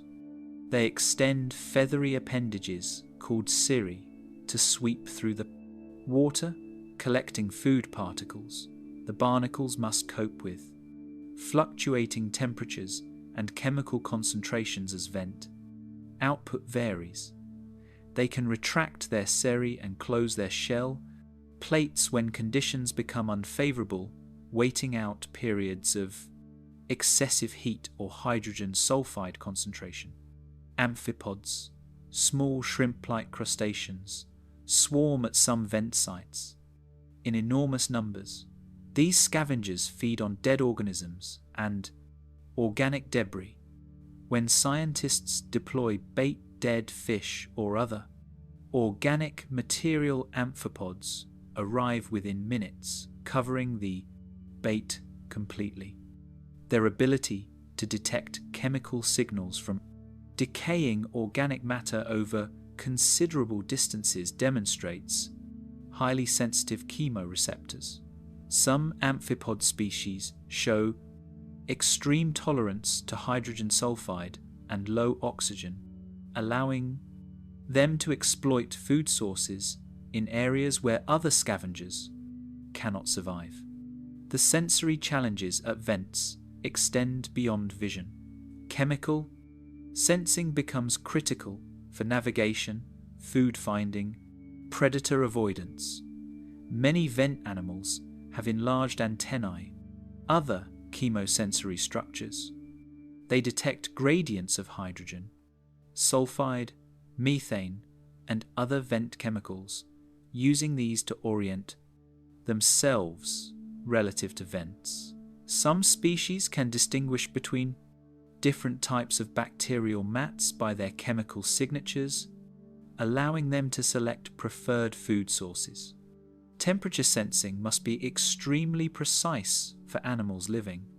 In vent environments, temperature can change by tens of degrees, over distances of inches. Animals need to detect these gradients to maintain safe positions. Some vent organisms have thermoreceptors sensitive to temperature differences of less than 1 degree Fahrenheit, allowing fine-scale positioning in the thermal landscape. This sensitivity rivals or exceeds that of temperature-sensing neurons in mammals. Mechanoreception, sensing water movement and vibration, helps vent. Animals detect predators and navigate currents. The turbulent flow around vents creates complex patterns that animals can sense and use for orientation. Some species position themselves in specific flow regimes, using water movement to deliver food particles or chemical signals. Specialized hair-like structures on legs, antennae, and bodies detect water motion at scales relevant to their size. The absence of day-night cycles in the deep sea eliminates the environmental cues most organisms use to regulate daily rhythms. Yet some vent animals show behavioral rhythms anyway, suggesting internal biological clocks independent of light. The function of these rhythms in constant darkness isn't clear, but they may help coordinate reproductive activities or optimize feeding behavior in ways that don't require light cues. Vent octopuses and deep-sea reproduction strategies. In 2005, researchers using a remotely operated vehicle discovered unusual octopuses at hydrothermal vents along the Juan de Fuca ridge off Washington state. These pale, ghostly octopuses clustered near warm water seeping from cracks in the lava, their bodies positioned directly on rocks in areas where temperature reached 60 to 70 degrees Fahrenheit. Most deep-sea octopuses avoid such warm areas, preferring the stable cold of the deep ocean. The vent octopuses, belonging to a previously unknown genus later, named Granaldoni, exhibited bizarre behavior. They weren't feeding, they weren't moving much, they were brooding eggs. Female octopuses lay eggs and guard them until hatching, a period that varies by species from weeks to months. The vent octopuses were guarding egg clutches, but the eggs seemed unusually well developed, suggesting they'd been there a long time. The researchers marked individual females with paint spots and returned months later. The same females were still there, still guarding the same egg clutches. Over 4 years of monitoring, one particular female, dubbed Octomom by the research team, remained on the same rock outcrop, never leaving, never feeding, continuously brooding her eggs. The brooding period lasted 53 months, 4.5 years, longest known for any animal species. During this time, the female octopus didn't eat. She slowly wasted away, her body consuming itself to stay alive long enough for her eggs to develop. Octopuses die after reproducing, their death programmed by hormonal changes that occur once eggs are laid. But most species die weeks or months after laying eggs. This vent octopus prolonged the dying process to an extreme, surviving without food for over 4 years through sheer metabolic slowdown. Why such an extraordinarily long brooding period? Temperature provides the answer.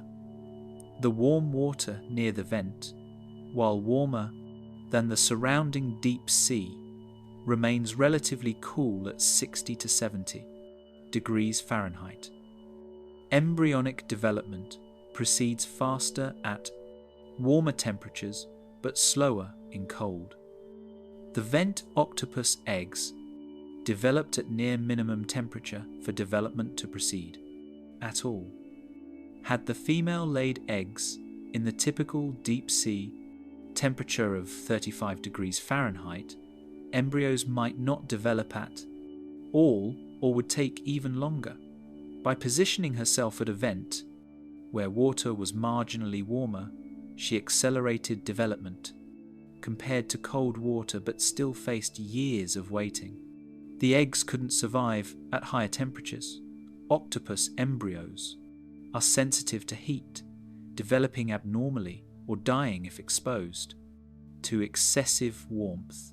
The mother positioned her eggs at the maximum temperature they could tolerate, the warmest location that wouldn't kill them, but as warm as possible to minimize development time. This represents an exquisite balance between conflicting requirements.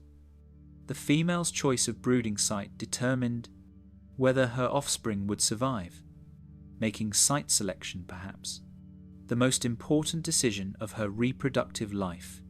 During the brooding period, the female octopus actively maintained her eggs, cleaning them with her arms to prevent bacterial, fungal growth. Dead or infected eggs would contaminate healthy ones, so constant vigilance was necessary. The female used her siphon to direct water flow over the eggs, ensuring adequate oxygen supply.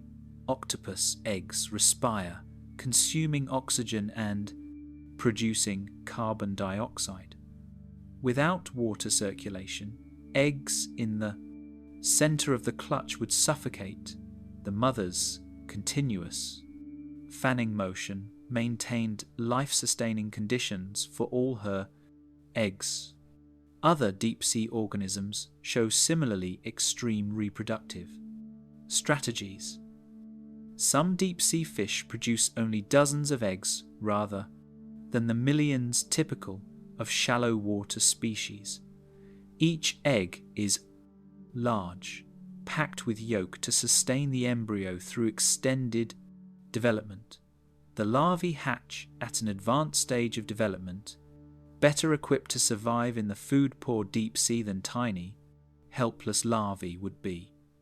This represents a classic quality versus quantity trade-off.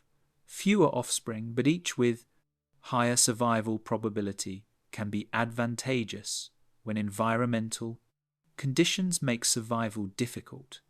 Deep-sea anglerfish exhibit perhaps the most bizarre reproductive adaptation. Females grow to substantial size, up to 3 feet, long in some species, while males remain tiny, sometimes less than an inch long. When a male encounters a female, he bites into her body and fuses with her permanently. His tissues merge with hers, his circulatory system connects to hers, and he becomes essentially a parasitic appendage providing sperm when needed. Male loses all independence, receiving nutrients from the female's bloodstream while providing reproductive services. Some female anglerfish carry multiple males fused to their bodies simultaneously. This extreme sexual dimorphism and parasitic mating evolved because finding mates in the vast, dark, deep sea is extraordinarily difficult. A male anglerfish might encounter only one female in his entire life. Rather than risk losing this opportunity, he commits completely, sacrificing independent existence for guaranteed reproductive success. The female benefits by having sperm available whenever she's ready to spawn, without needing to find males repeatedly. Both sexes maximize reproductive success through this bizarre arrangement.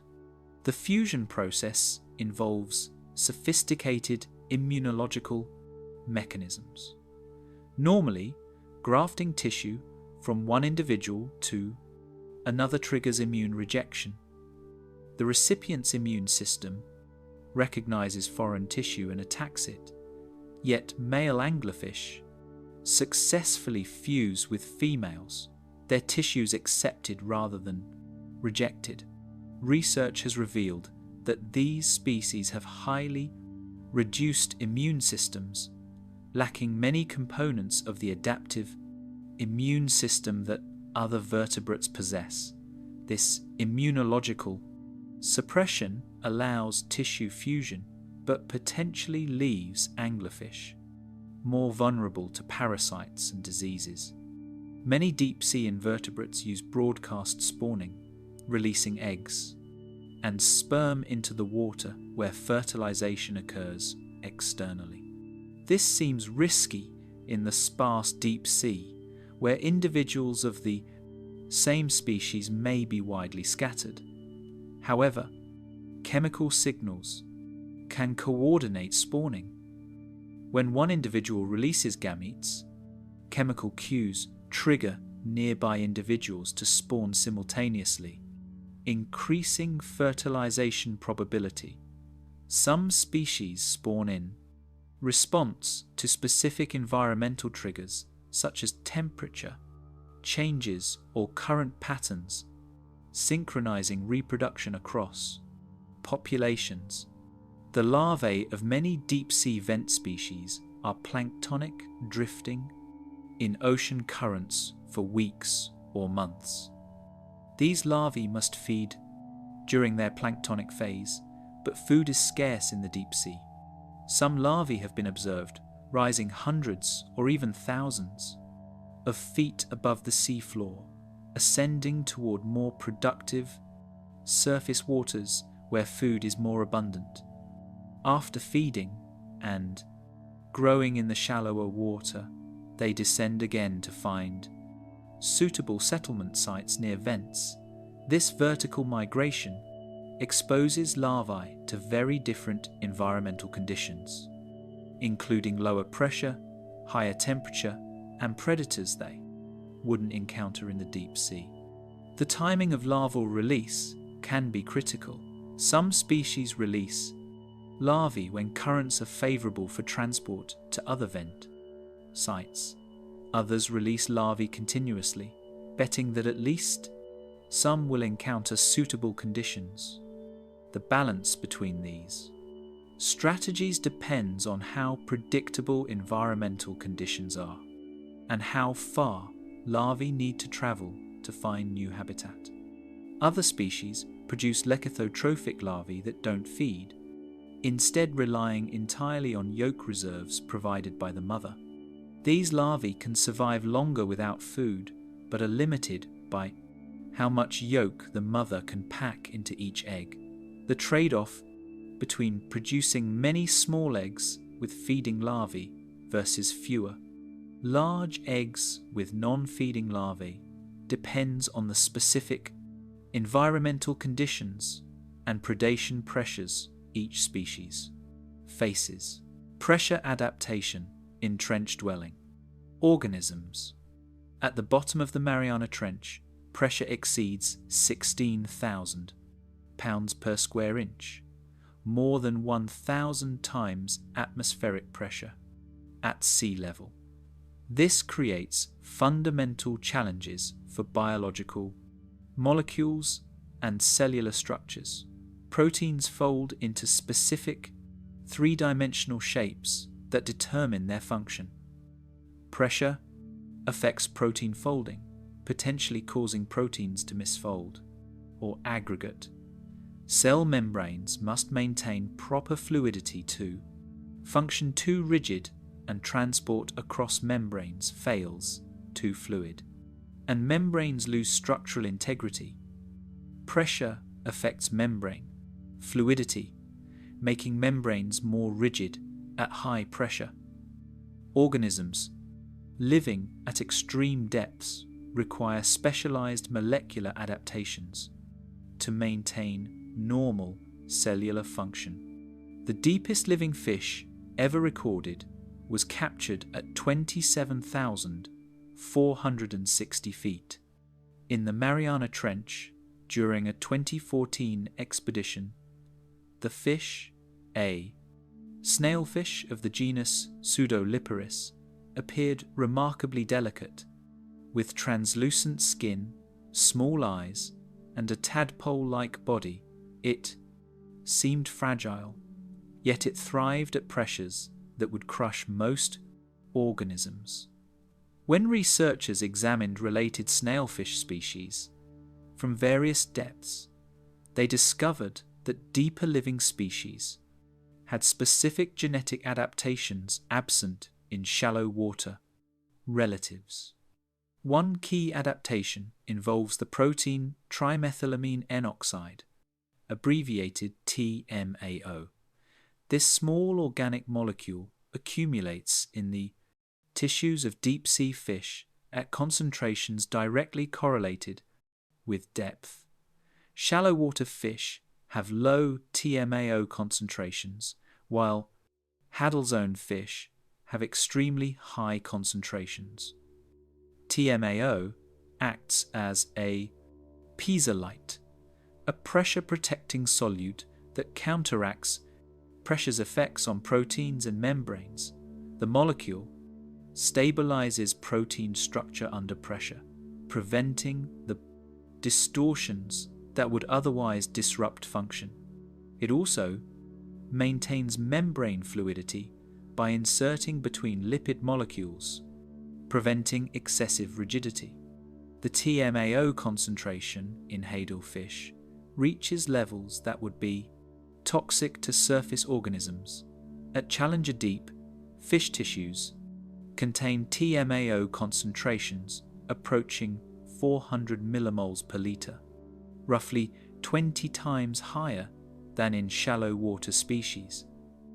This represents a remarkable biochemical adaptation.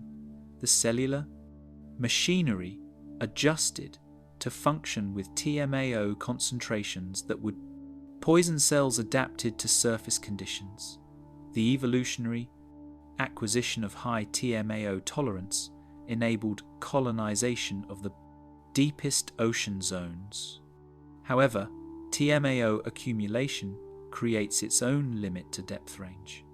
Above certain concentrations, TMAO begins interfering with cellular processes rather than protecting them. Calculations based on TMAO concentrations in known fish suggest that fish cannot to survive below approximately 27,900 feet, remarkably close to the maximum depth where fish have actually been observed. Below this depth, the TMAO concentration required to counteract pressure would exceed the concentration cells can tolerate. This creates a hard biochemical limit to how deep fish can live. Other organisms use different strategies. Amphipods, shrimp-like, crustaceans, have been captured from the deepest parts of Challenger Deep at 36,000 feet. These animals obviously don't rely solely on TMAO for pressure adaptation, since they live far deeper than the calculated fish limit. Research on hadal amphipods reveals modifications to membrane lipid composition, deep sea. Amphipods have membranes enriched in polyunsaturated fatty acids, which remain fluid at high pressure and low temperature. The specific types of polyunsaturated fatty acids present in hadal amphipods differ from those in shallow water species, representing evolutionary fine-tuning of membrane composition.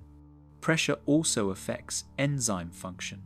Enzymes are proteins that catalyze biochemical reactions, and their activity depends on maintaining proper three-dimensional structure.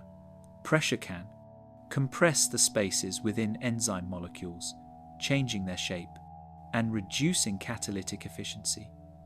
Deep-sea organisms produce enzyme variants with altered amino acid sequences that maintain function under pressure.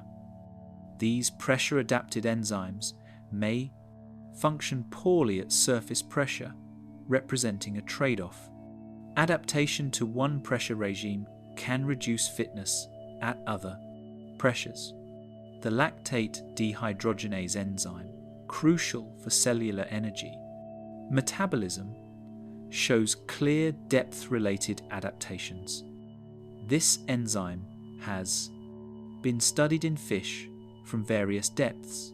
Shallow water fish have lactate dehydrogenase variants that work efficiently at atmospheric pressure but lose activity at high pressure. Deep sea fish have variants that maintain activity at high pressure but function less efficiently at atmospheric pressure.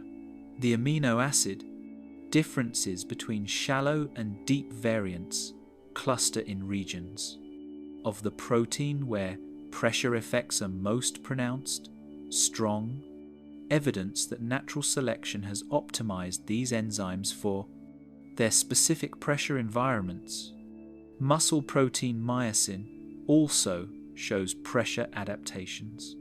Myosin generates the force for muscle contraction, a process involving large conformational changes in the protein structure. Pressure resists these conformational changes, potentially impairing muscle function. Hadal fish and invertebrates have myosin variants that maintain contractile function at extreme pressure. The specific adaptations vary between species, indicating that multiple evolutionary solutions exist to the pressure problem. DNA stability is affected by pressure, though less dramatically than proteins. The hydrogen bonds holding DNA's double helix together can be disrupted by extreme pressure. However, cells contain numerous proteins that bind to and stabilize DNA, and these DNA-binding proteins show pressure adaptations in deep-sea species. Histones, proteins around which DNA wraps in the cell nucleus, have modified amino acid sequences in some hadal organisms. These changes enhance DNA histone binding at high pressure, maintaining proper DNA organization despite challenging conditions. Cell division machinery faces pressure challenges. Mitosis and meiosis involve extensive reorganization of cellular components, with chromosomes condensing, the nuclear envelope breaking down, and spindle fibers pulling chromosomes apart. These processes require precise spatial and temporal coordination of numerous proteins. Pressure could disrupt this coordination, causing cell division errors. Deep-sea organisms have cell division machinery, adapted to function reliably at high pressure, though the specific molecular adaptations remain incompletely understood. Neurotransmission also requires pressure-resistant mechanisms. Nerve cells communicate by releasing neurotransmitter molecules that bind to receptors on other cells. This process involves fusion of membrane vesicles with the cell membrane, release of neurotransmitter into the synaptic cleft, binding to receptors, and subsequent signal transduction. Each step involves protein conformational changes, potentially sensitive to pressure. Deep sea fish maintain normal neural function at extreme depths, indicating their neurotransmission machinery is pressure adapted. Some microorganisms, isolated from hadal trenches, are pisophiles, organisms that grow best at high pressure. These bacteria and archaea not only tolerate extreme pressure, but actually require it for optimal growth. Brought to surface pressure, they grow slowly, or not at all. Pisophiles represent the opposite extreme from surface organisms adapted so completely to high pressure that low pressure becomes the stressor. These microbes have fundamentally different cellular organization compared to surface relatives, with every aspect of their biology optimized for life under pressure. The Mariana snailfish and Hadal zone. Predators. The Mariana snailfish, Pseudoliparis swirei, holds the record as the deepest living fish ever caught and filmed. Described scientifically in 2017, this species lives at depths between 22,000 and 26,200 feet in the Mariana Trench. The fish appears almost ghostly. Its body is translucent with pinkish white coloration, allowing internal organs to be visible through the skin. It grows to about 11 inches in length and has a tadpole-like shape with a large head, small eyes, and a tapering body ending in a delicate tail. Unlike many deep-sea fish with fearsome teeth and bioluminescent lures, the Mariana snailfish looks surprisingly innocuous. The translucent skin results from an almost complete lack of pigmentation and scales. Surface fish need pigments for protection against ultraviolet radiation and for camouflage. In the hadal zone's absolute darkness, these functions are unnecessary. The elimination of pigment production saves metabolic energy, a valuable economy in the food-limited deep sea. The scaleless skin reduces weight and swimming drag, improving energy efficiency. Every feature of the Mariana snailfish reflects optimization for life in extreme conditions where energy conservation is critical. The small eyes might seem surprising. Some deep-sea fish have enormous eyes to capture minimal light from bioluminescence. Others have reduced or absent eyes, having lost vision entirely in the lightless abyss. The Mariana snailfish retains functional eyes, though smaller than shallow water relatives. Research suggests these eyes detect bioluminescence from prey items, primarily small crustaceans that produce light. The eyes are positioned to look upward, where any available light would most likely appear. This upward gaze allows the snailfish to detect the silhouettes of prey against any background light, however faint. The skull structure shows remarkable adaptations to pressure. Unlike most fish skulls, which are extensively ossified with numerous bones fused together, The Mariana snailfish has a poorly ossified skull with many gaps and flexible joints. This reduces the skull's mechanical strength, but also eliminates enclosed spaces where pressure differentials could develop. The brain sits in a partially open cranium, directly exposed to surrounding tissues. While this seems to leave the brain vulnerable, it actually protects it from pressure damage by eliminating trapped spaces that could compress under pressure. The fish lacks a swim bladder, the gas-filled organ that provides buoyancy in many shallow water fish. Swim bladders cannot function at hadal depths where pressure would compress any gas to essentially zero volume. Instead, the Mariana snailfish achieves near neutral buoyancy through high water content in its tissues and a large fatty liver. The liver comprises a substantial portion of body mass and contains oils less dense than water, providing lift. This solution avoids the impossible physics of gas bladders while maintaining buoyancy necessary for efficient swimming. The lateral line system, sensory organs that detect water movement and allow fish to sense nearby objects and water currents, is well developed in the Mariana snailfish. In the dark hadal zone, mechanosensation becomes more important than vision for detecting prey and avoiding obstacles. The lateral line consists of fluid-filled canals with sensory hair cells that bend in response to water movement. These organs function effectively at high pressure, providing the fish with awareness of its immediate environment despite the darkness. Stomach contents of captured specimens reveal the diet consists primarily of small crustaceans, particularly amphipods. The Mariana snailfish is a predator, actively hunting mobile prey.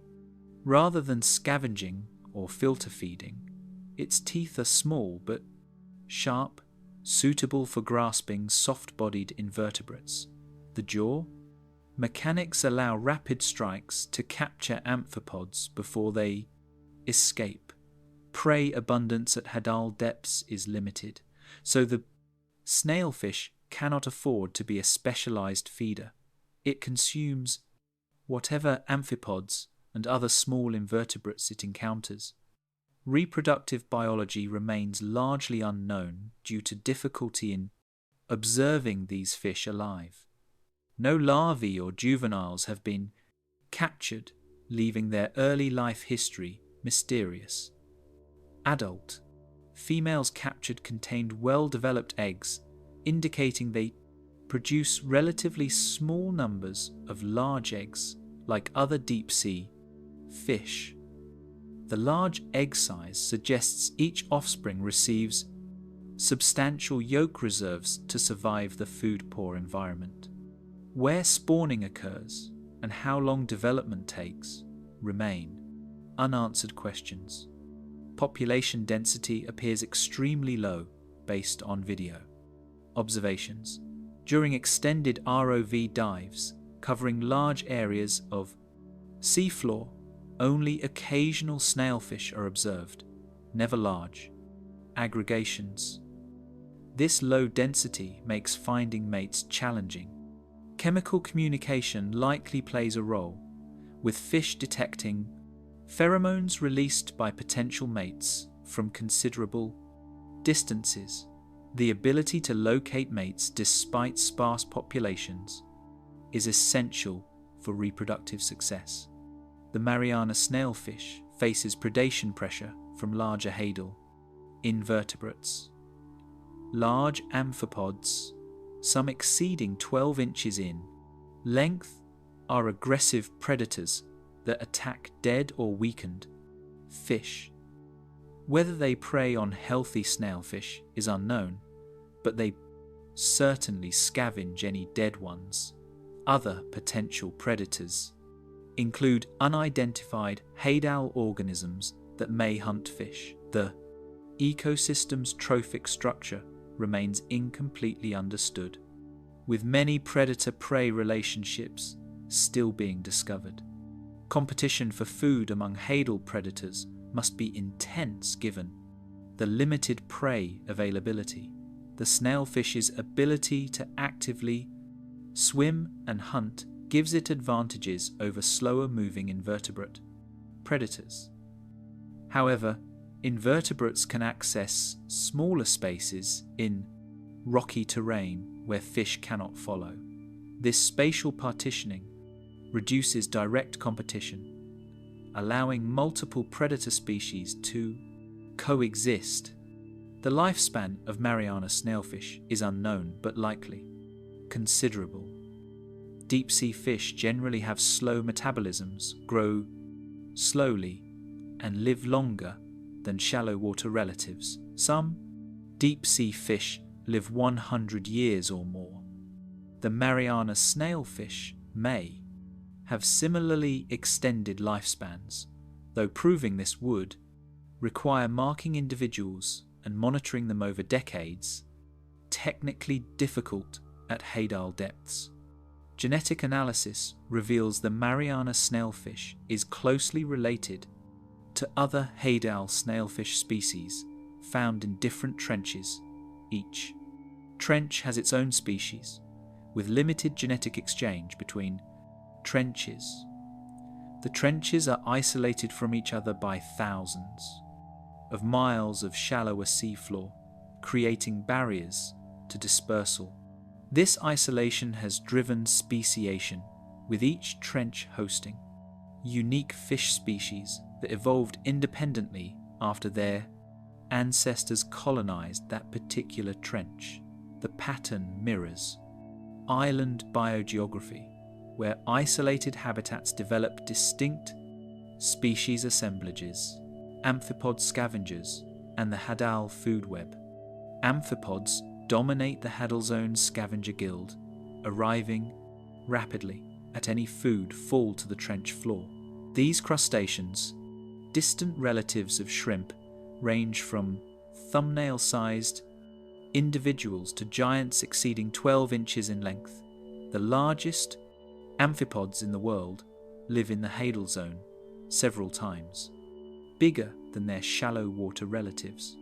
This phenomenon, called abyssal gigantism when occurring in deep water, and hadal gigantism, specifically in trenches, results from multiple factors including cold temperatures, high oxygen availability, and food scarcity that favours larger body size. Hirondelia gigas, one of the largest hadal amphipods, reaches lengths of 13 inches. The species has been captured from multiple trenches including the Mariana, Kermadec, and Japan trenches, living at depths exceeding 32,000 feet. These giants appear alien, with long antennae, stalked eyes, and powerful clawed legs adapted for gripping food and substrates. Their bodies are pale, nearly colourless, with translucent exoskeletons that reveal internal structures. The cuticle contains high concentrations of aluminum, unusual for biological tissues. The aluminium apparently strengthens the exoskeleton, providing structural support without excessive weight. Amphipods are scavengers, feeding on organic matter that falls to the trench floor. In the hadal zone, virtually all food arrives from above: dead fish, whales, squid, zooplankton, and other organisms that die in shallower waters and sink. This falling organic matter, called nekton, falls when it's large, like a whale carcass or marine snow, when its small particles represents the primary energy input to hadal ecosystems. Without this rain of food from above, the trenches would be biological deserts. Scientists study Hadal scavenging by deploying baited traps. A trap consists of a metal frame with bait inside, usually mackerel or sardines, obtained from local markets attached to floats and anchor weights. The trap is dropped overboard and falls to the trench floor. After a set time, usually 12 to 24 hours, acoustic signal triggers release of the anchor weight and the trap rises to the surface carried by the floats.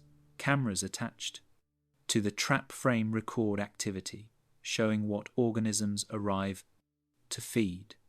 The footage reveals amphipods arrive within minutes once bait odour spreads through the water. Chemoreceptors on their antennae detect food molecules at extremely low concentrations, allowing them to track odour plumes to the source. The first arrivals attract more amphipods, possibly because active feeding releases additional chemical signals. Within hours, hundreds or thousands of amphipods can swarm a small bait item.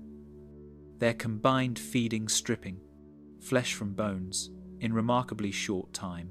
A dead fish weighing several pounds can be reduced to a skeleton in less than 24 hours. This rapid scavenging makes sense given the rarity of food falls.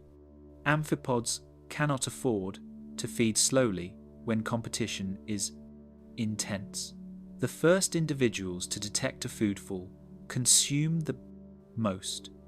Later rivals get scraps or nothing. Natural selection strongly favours rapid detection and quick feeding, resulting in the efficient scavenging behaviour observed. Microbial life and the limits of biology. The sediments at the bottom of the Mariana Trench harbour the most extreme microbial communities on Earth. Core samples extracted from Challenger deep reveal bacteria and archaea living in conditions that push the boundaries of what biology can tolerate. These microorganisms exist under pressures exceeding 16,000 pounds per square inch, temperatures just above freezing, complete darkness, and with minimal nutrients. Yet, they not only to survive, they actively metabolize, reproduce, and maintain complex biochemical processes that would fail in surface organisms exposed to similar pressure. The bacterial cell envelope, the outer membrane and cell wall that contains cellular contents, must withstand enormous compressive forces without collapsing or rupturing. Surface bacteria brought to trench pressures die instantly as their membranes fail. Piezophilic bacteria, those adapted to high pressure, possess modified membrane lipids with higher proportions of unsaturated fatty acids. These lipids remain fluid at pressure and low temperature, maintaining membrane function. The specific fatty acid composition varies between species, with the deepest dwelling microbes showing the highest degree of unsaturation, some HADL. Bacteria synthesize unique fatty acids found nowhere else, molecular innovations that evolved specifically for extreme pressure tolerance. The cytoplasm inside bacterial cells contains thousands of proteins, each folded into precise three-dimensional structures necessary for function. Pressure distorts protein structures by compressing internal cavities and forcing amino acid side chains closer together. This compression disrupts the delicate balance of forces, hydrogen bonds, electrostatic interactions, hydrophobic effects that maintain proper protein shape. Piezophilic bacteria produce pressure-adapted proteins with amino acid sequences, optimized to maintain function under compression. These modifications often involve replacing bulky amino acids with smaller ones in pressure-sensitive regions, eliminating internal cavities where compression would be most severe, and strengthening, stabilizing interactions. DNA replication and transcription, fundamental processes for all life, require numerous proteins to function in coordinated fashion. DNA polymerase must unwind the double helix, separate the strands, and synthesize new complementary strands. RNA polymerase must transcribe DNA sequences into messenger RNA. Both processes involve large conformational changes in protein structures as they move along DNA. Pressure impedes these conformational changes, potentially slowing or stopping DNA replication and transcription. Haydal bacteria have evolved modified versions of these essential enzymes that maintain activity at extreme pressure, ensuring genetic information can be copied and expressed even in the trench's crushing conditions. Ribosomes, the molecular machines that synthesize proteins, consist of ribosomal RNA and dozens of ribosomal proteins assembled into complex structures. The ribosome must maintain precise geometry to position, transfer RNAs correctly, and catalyze peptide bond formation between amino acids. Pressure could compress the ribosome, misaligning its components and disrupting protein synthesis. Studies of ribosomes from piezophilic bacteria reveal structural modifications that resist compression. The ribosomal RNA contains additional stabilizing base pairs, and ribosomal proteins have altered sequences that strengthen ribosome assembly. These changes preserve translation accuracy at pressures that would disrupt ribosomes from surface organisms.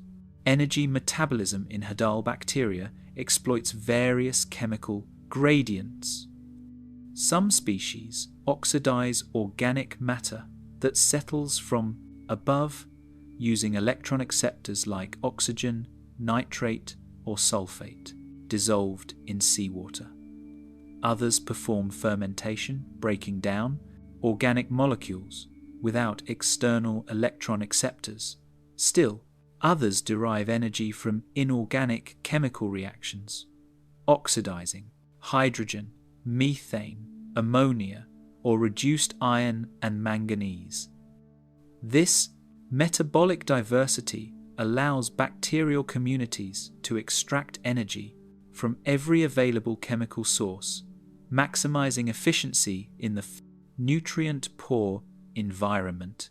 Methane cycling in trench sediments involves multiple bacterial groups working in sequence. Organic matter buried in sediments undergoes anaerobic decomposition by fermentative bacteria, producing simple organic acids, hydrogen, and carbon dioxide.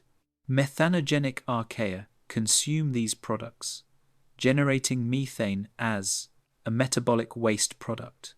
The methane diffuses upward through sediment layers until reaching zones where oxygen or sulfate are present. There, methanotrophic bacteria oxidize the methane, converting it back to carbon dioxide and biomass. This cycling processes carbon through multiple forms, with different microbial groups specialized for each transformation. Nitrogen cycling follows similar complexity. Organic nitrogen in dead organisms gets decomposed to ammonia by heterotrophic bacteria.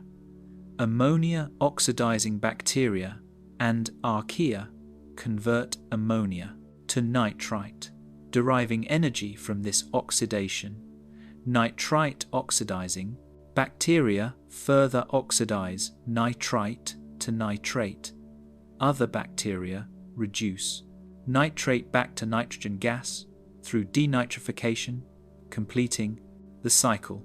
Each step requires specialized enzymes and is performed by distinct microbial groups.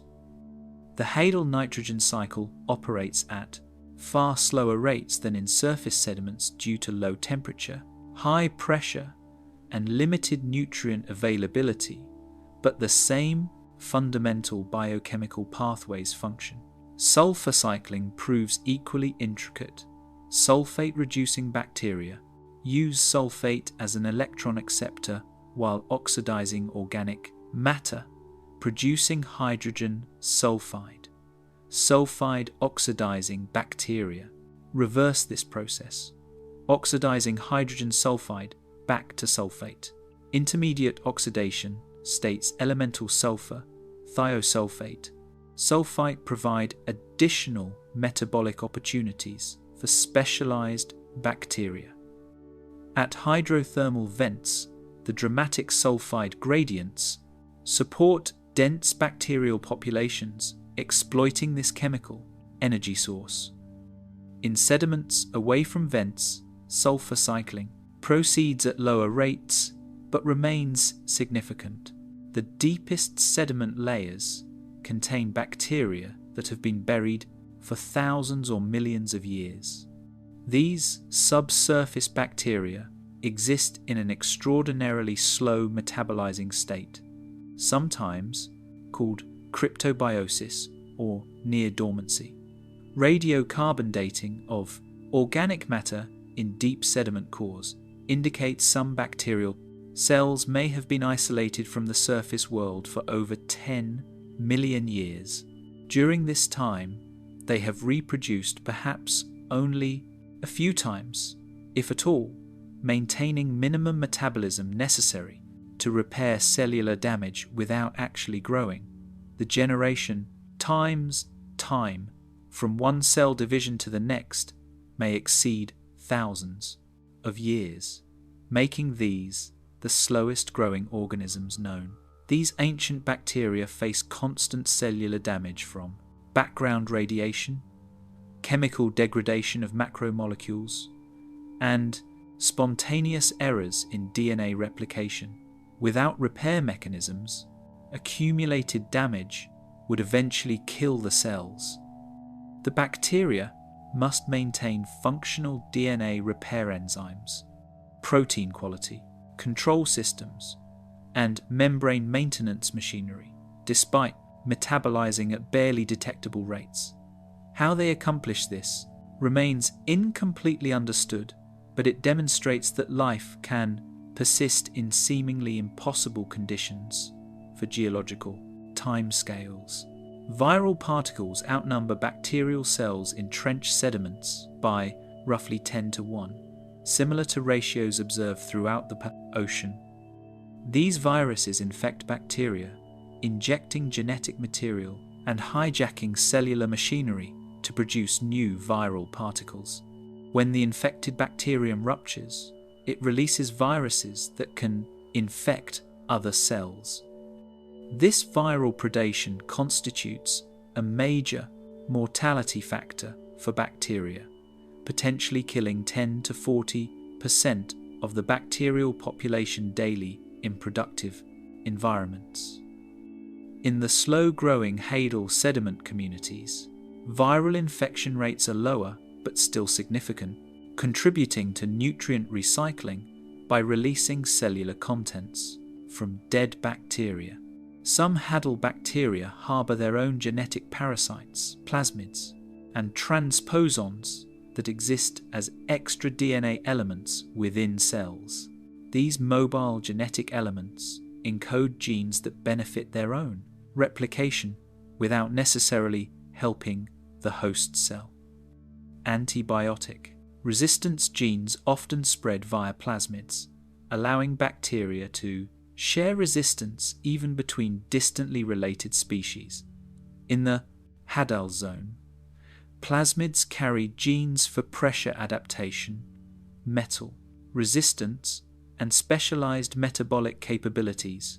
Horizontal gene transfer the movement of genes between organisms via plasmids, transduction by viruses, or direct DNA uptake allows rapid spread of adaptive traits through bacterial populations, accelerating evolution beyond what vertical inheritance alone would permit.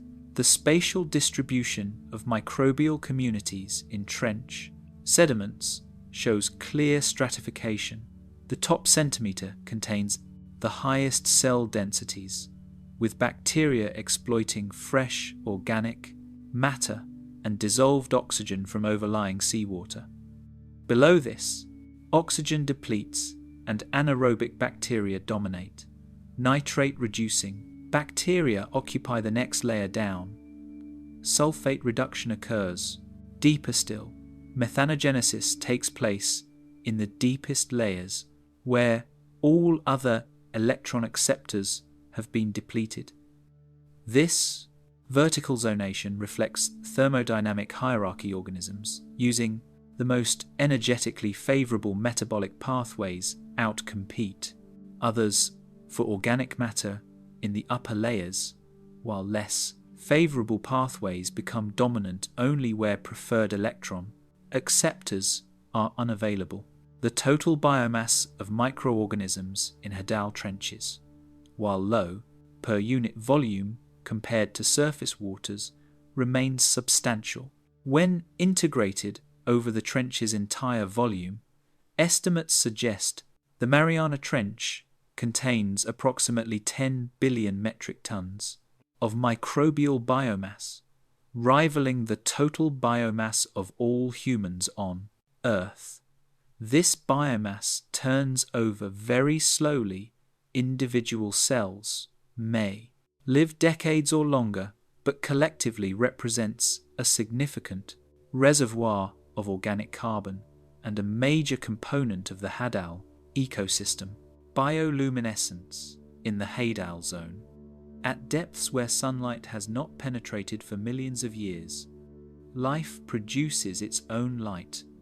Bioluminescence, the generation of light through chemical reactions in living organisms, occurs throughout the ocean's depths, including the Hadal zone. Unlike the complex eyes and vibrant colours of surface organisms evolved to work with sunlight, deep-sea bioluminescence operates in complete darkness, serving functions entirely divorced from solar radiation. The light produced ranges from dim blue-green glows, barely visible to human eyes, to brilliant flashes that momentarily illuminate the surrounding water. The biochemistry of bioluminescence involves a light emitting, the molecule called luciferin reacting with oxygen in the presence of an enzyme called luciferase. The reaction produces a molecule in an electronically excited state which releases energy as a photon of light when returning to ground state. Different organisms use different luciferins and luciferases, indicating bioluminescence. Evolved independently multiple times. Marine organisms predominantly produce blue or blue-green light, wavelengths that travel farthest through seawater before being absorbed. Red light, common in terrestrial bioluminescence like fireflies, gets absorbed within feet in seawater, making it effectively invisible. At distance, the energy efficiency of bioluminescence exceeds 90% in some organisms, far superior to any human-made light source. Nearly all the chemical energy released in the luciferin luciferase reaction converts to light rather than heat. This efficiency matters critically in the deep sea, where food scarcity makes energy conservation essential. An organism wasting energy generating heat instead of light would be at a competitive disadvantage compared to one producing pure light with minimal energy expenditure. Deep-sea fish employ bioluminescence for multiple purposes. Counter-illumination, used by fish living in the twilight zone, where faint sunlight from above creates silhouettes, involves light organs on the fish's underside, matching the intensity and colour of downwelling light. This makes the fish invisible when viewed from below, eliminating the shadow that would otherwise reveal its presence to predators or prey. The fish must continuously adjust light output as it moves through different depths where light intensity varies. Some species harbour bioluminescent bacteria in specialised organs, while others produce light using their own biochemistry. Predatory fish use bioluminescent lures to attract prey. The anglerfish's dangling lure, extending from a modified dorsal fin spine, contains bioluminescent bacteria that glow continuously. The bacteria receive nutrients and oxygen from the fish's blood, vessels supplying the lure, while providing light that attracts curious prey close enough for the anglerfish to strike. The symbiotic bacteria belong to the genus Vibrio, capable of free-living existence, but achieving much higher densities inside. Light organs where the host provides ideal conditions.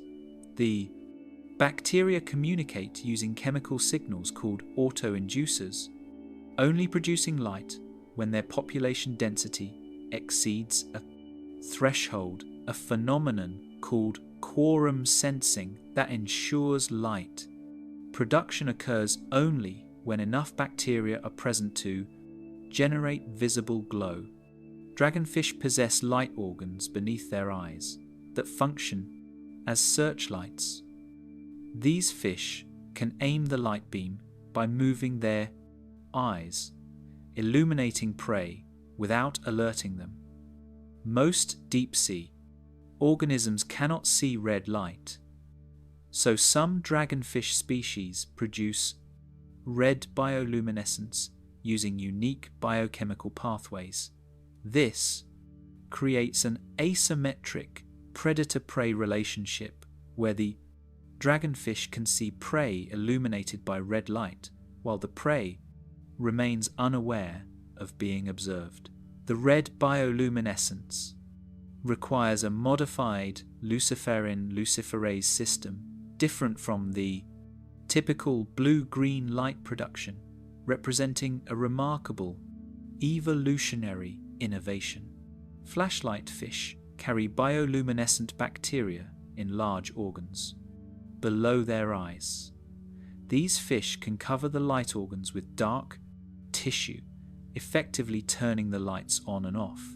Schools of flashlight fish coordinate their flashing, creating patterns that may confuse predators or facilitate communication in school. The bacteria continuously produce light, so the fish controls visibility by blocking or exposing the light organs.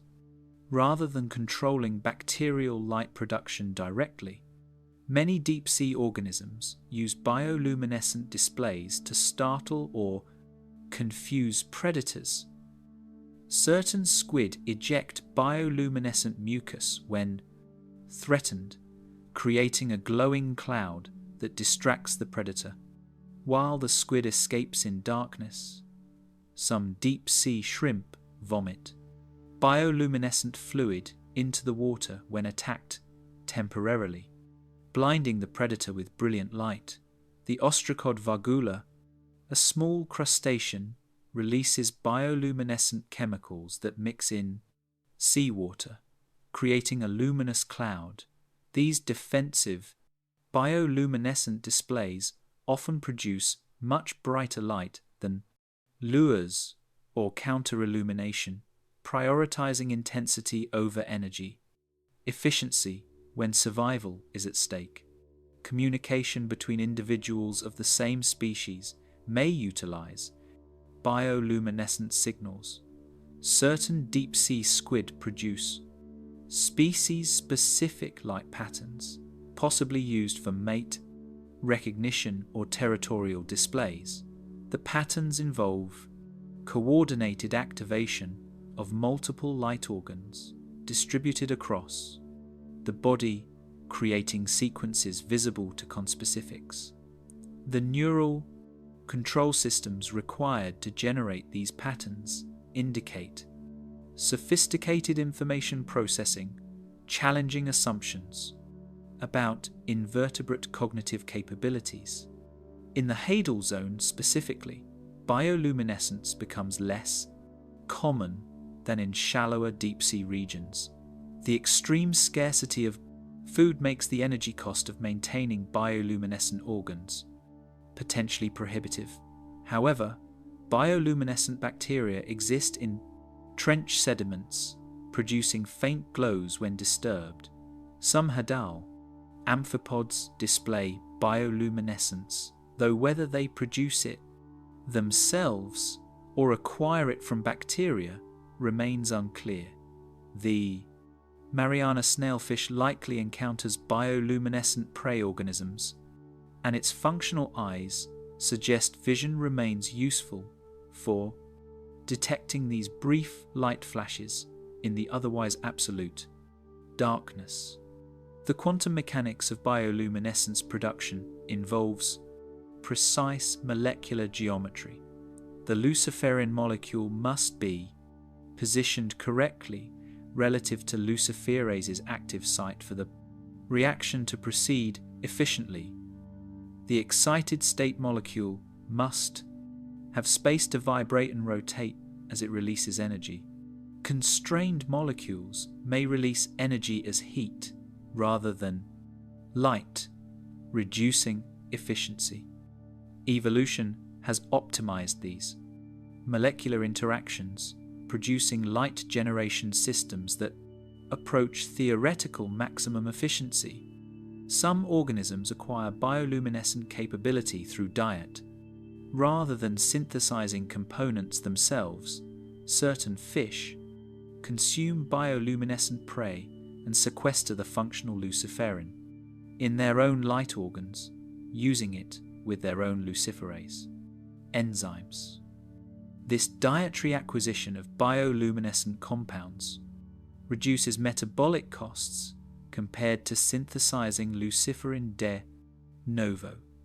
The evolutionary transition from synthesis to dietary acquisition involves loss of biosynthetic pathway genes, a form of genomic streamlining that occurs when environmental conditions reliably provide needed compounds.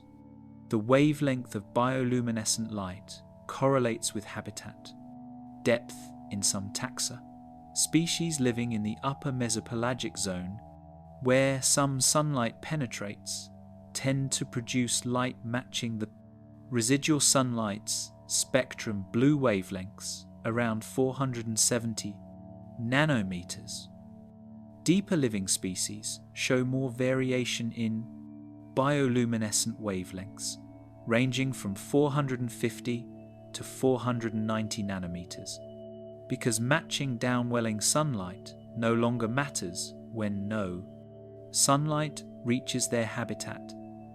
The specific wavelength produced depends on the luciferin and luciferase structures, with subtle changes in molecular structure shifting emission wavelength.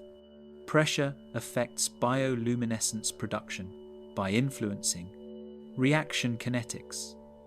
The luciferin-luciferase reaction involves molecular collisions and conformational changes, potentially sensitive to pressure. Studies of bioluminescent bacteria cultured under pressure reveal that light production continues at hadal pressures, though reaction rates may change. The bacteria adjust light output by modulating luciferase expression levels rather than through direct pressure effects on individual enzyme molecules. The evolutionary origins of bioluminescence remain incompletely understood. The diversity of luciferin types suggests the capability evolved independently at least 50 times across different lineages. Some luciferins are modified amino acids. Others are modified nucleotides or lipids. This diversity indicates many evolutionary pathways can lead to bioluminescence, suggesting it's a relatively accessible adaptation that emerges whenever its benefits exceed its costs.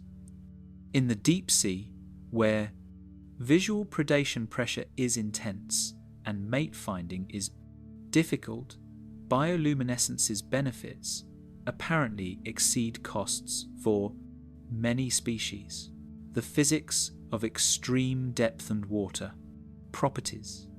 Water at the bottom of the Mariana Trench behaves differently than surface water in ways that affect everything from sound, transmission to chemical reactions. While we think of water as incompressible, extreme pressure does compress it measurably. At Challenger Deep, water density increases by approximately 5% compared to surface water at the same temperature. This compression occurs because pressure forces water molecules slightly closer together, reducing the volume a given mass of water occupies. The density increase seems small but has significant effects on buoyancy, sound propagation, and the behavior of dissolved substances. The molecular structure of water consists of one oxygen atom bonded to two hydrogen atoms at an angle of 104.5 degrees. This asymmetric structure creates a polar molecule with partial positive charge on the hydrogen atoms and partial negative charge on the oxygen. Water molecules form hydrogen bonds with neighboring molecules, creating a loosely organized structure that breaks and reforms constantly. Pressure affects this hydrogen bonding network. At extreme pressure, water molecules pack more efficiently, potentially altering the average number of hydrogen bonds each molecule forms. Computer simulations of water under trench pressures suggest subtle shifts in hydrogen bonding, patterns that could affect how dissolved substances interact with water. The viscosity of water, its resistance to flow, increases with pressure and decreases with temperature. At trench depths where pressure is extreme but temperature near freezing, these effects partially counterbalance. The pressure increase would raise viscosity, making water thicker and more resistant to flow, but the cold temperature already maximizes viscosity at any given pressure. The net result is that trench water has viscosity approximately 30% higher than warm surface water. This increased viscosity affects how small particles settle, how dissolved molecules diffuse, and how organisms move through water. Swimming requires more energy at depth because the water resists movement more strongly. Sound propagation in seawater depends on water's density, compressibility, and temperature. Sound waves travel faster in denser, less compressible media. In the Mariana Trench, sound speed reaches approximately 5,400 feet per second, roughly 10% faster than in warm surface water. This increased sound speed affects marine mammal communication, sonar ranging, seismic wave transmission. The ocean contains a sound channel called the SOFAR channel at depths where sound speed reaches a minimum that traps sound waves and allows them to travel thousands of miles with minimal attenuation. The trench's depth places it well below the SOFAR channel, in a region where sound propagation follows different rules. Seismic waves from earthquakes propagate through both solid earth and ocean water. When an earthquake occurs along the subducting Pacific plate beneath the Mariana Trench, it generates seismic waves that radiate outward in all directions. Some waves travel through the plate itself as body waves, compressional P waves, and shear S waves that move through solid rock. Other waves travel along boundaries as surface waves. The water column overlying the earthquake focus transmits acoustic waves, but cannot transmit shear waves. Since fluids don't support shear stress, this creates characteristic patterns in seismograms recorded by ocean bottom seismometers, with P wave arrivals followed by waterborne acoustic phases but lacking the S wave arrivals recorded on land. The refractive index of water, the ratio of light speed in vacuum to light speed in water, changes with pressure. Light travels slower in water than in vacuum due to electromagnetic interactions between light and water molecules. At surface pressure, water's refractive index is approximately 1.33, meaning light travels 33% slower in water than in vacuum. At trench pressures, the higher density increases the refractive index slightly to about 1.36. This affects how light bends when entering water from other media, though at trench depths where no sunlight penetrates, the main relevance concerns bioluminescent light propagation. The higher refractive index at depth means light bends more sharply at interfaces, potentially affecting how bioluminescent displays appear to organisms viewing them. The dielectric constant of water, a measure of how well water molecules orient in response to electric fields, also changes with pressure. This property affects how ionic substances dissolve and how charged molecules interact. The dielectric constant decreases slightly at high pressure, potentially affecting protein folding and enzyme function by altering electrostatic interactions. Organisms adapted to trench pressures have proteins whose electrostatic interactions remain optimal under the modified dielectric conditions, representing another subtle adaptation to extreme depth. Radioactive decay of potassium-40, uranium and thorium in seawater produces heat, though the amount is minuscule. In the deep ocean basins, where water residence times exceed 1,000 years, radioactive heating becomes barely measurable. The trench water contains these naturally occurring radioactive isotopes at concentrations typical of seawater, contributing negligibly to the thermal environment, but providing a constant source of ionizing radiation. Organisms living in the trench receive continuous, low-level radiation exposure from dissolved isotopes and from cosmic ray particles that penetrate even to the ocean floor, though at greatly reduced intensity compared to the surface. The isotopic composition of oxygen and hydrogen in water varies slightly with depth due to fractionation processes. Evaporation at the ocean surface preferentially removes light isotopes, leaving surface water enriched in heavy isotopes. Precipitation returns. Light isotope-enriched water. Deep water formed in polar regions, where precipitation exceeds evaporation, has different isotopic composition than deep water formed in temperate regions.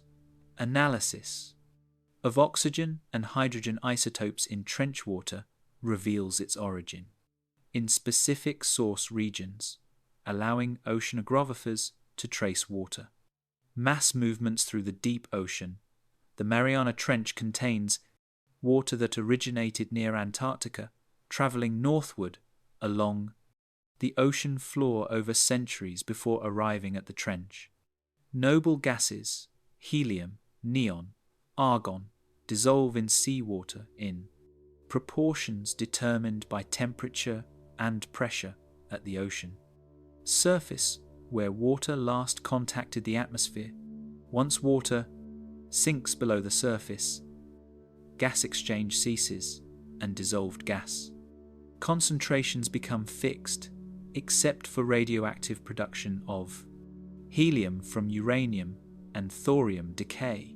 Measurements of noble gas ratios in deep water provide information about when and where that water was last at the surface. Trench water shows noble gas. Signatures indicating surface contact occurred decades to centuries ago, consistent with deep circulation timescales. Anomalously high helium concentrations indicate proximity to hydrothermal vents, where helium from Earth's mantle enters the ocean. Phase transitions of water under pressure create exotic ice forms that exist only at high pressure. At surface pressure, water freezes to ice E, the familiar hexagonal crystal structure. At higher pressures, different ice polymorphs become stable ice 2, ice 3, ice 5, ice V ice, each with distinct crystal structure and properties. However, the pressure at the Mariana Trench, though enormous by everyday standards, remains below the threshold for these exotic ice phases. At 1,086 atmospheres and temperatures above 34 degrees Fahrenheit, liquid water remains stable, creating exotic ice phases would require either much higher pressure, much lower temperature than occur in the trench. The critical point of water, the temperature and pressure above which liquid and gas phases become indistinguishable, lies at 705 degrees Fahrenheit and 3,200 atmospheres. Hydrothermal vent fluids approaching these conditions show unusual properties. Near critical and supercritical water dissolves organic compounds, readily acting as a powerful solvent very different from ordinary liquid water. Some of the hottest hydrothermal vents near the Mariana Trench may discharge fluid at conditions approaching water's critical point, creating unusual chemical environments where water's solvent properties differ dramatically from normal.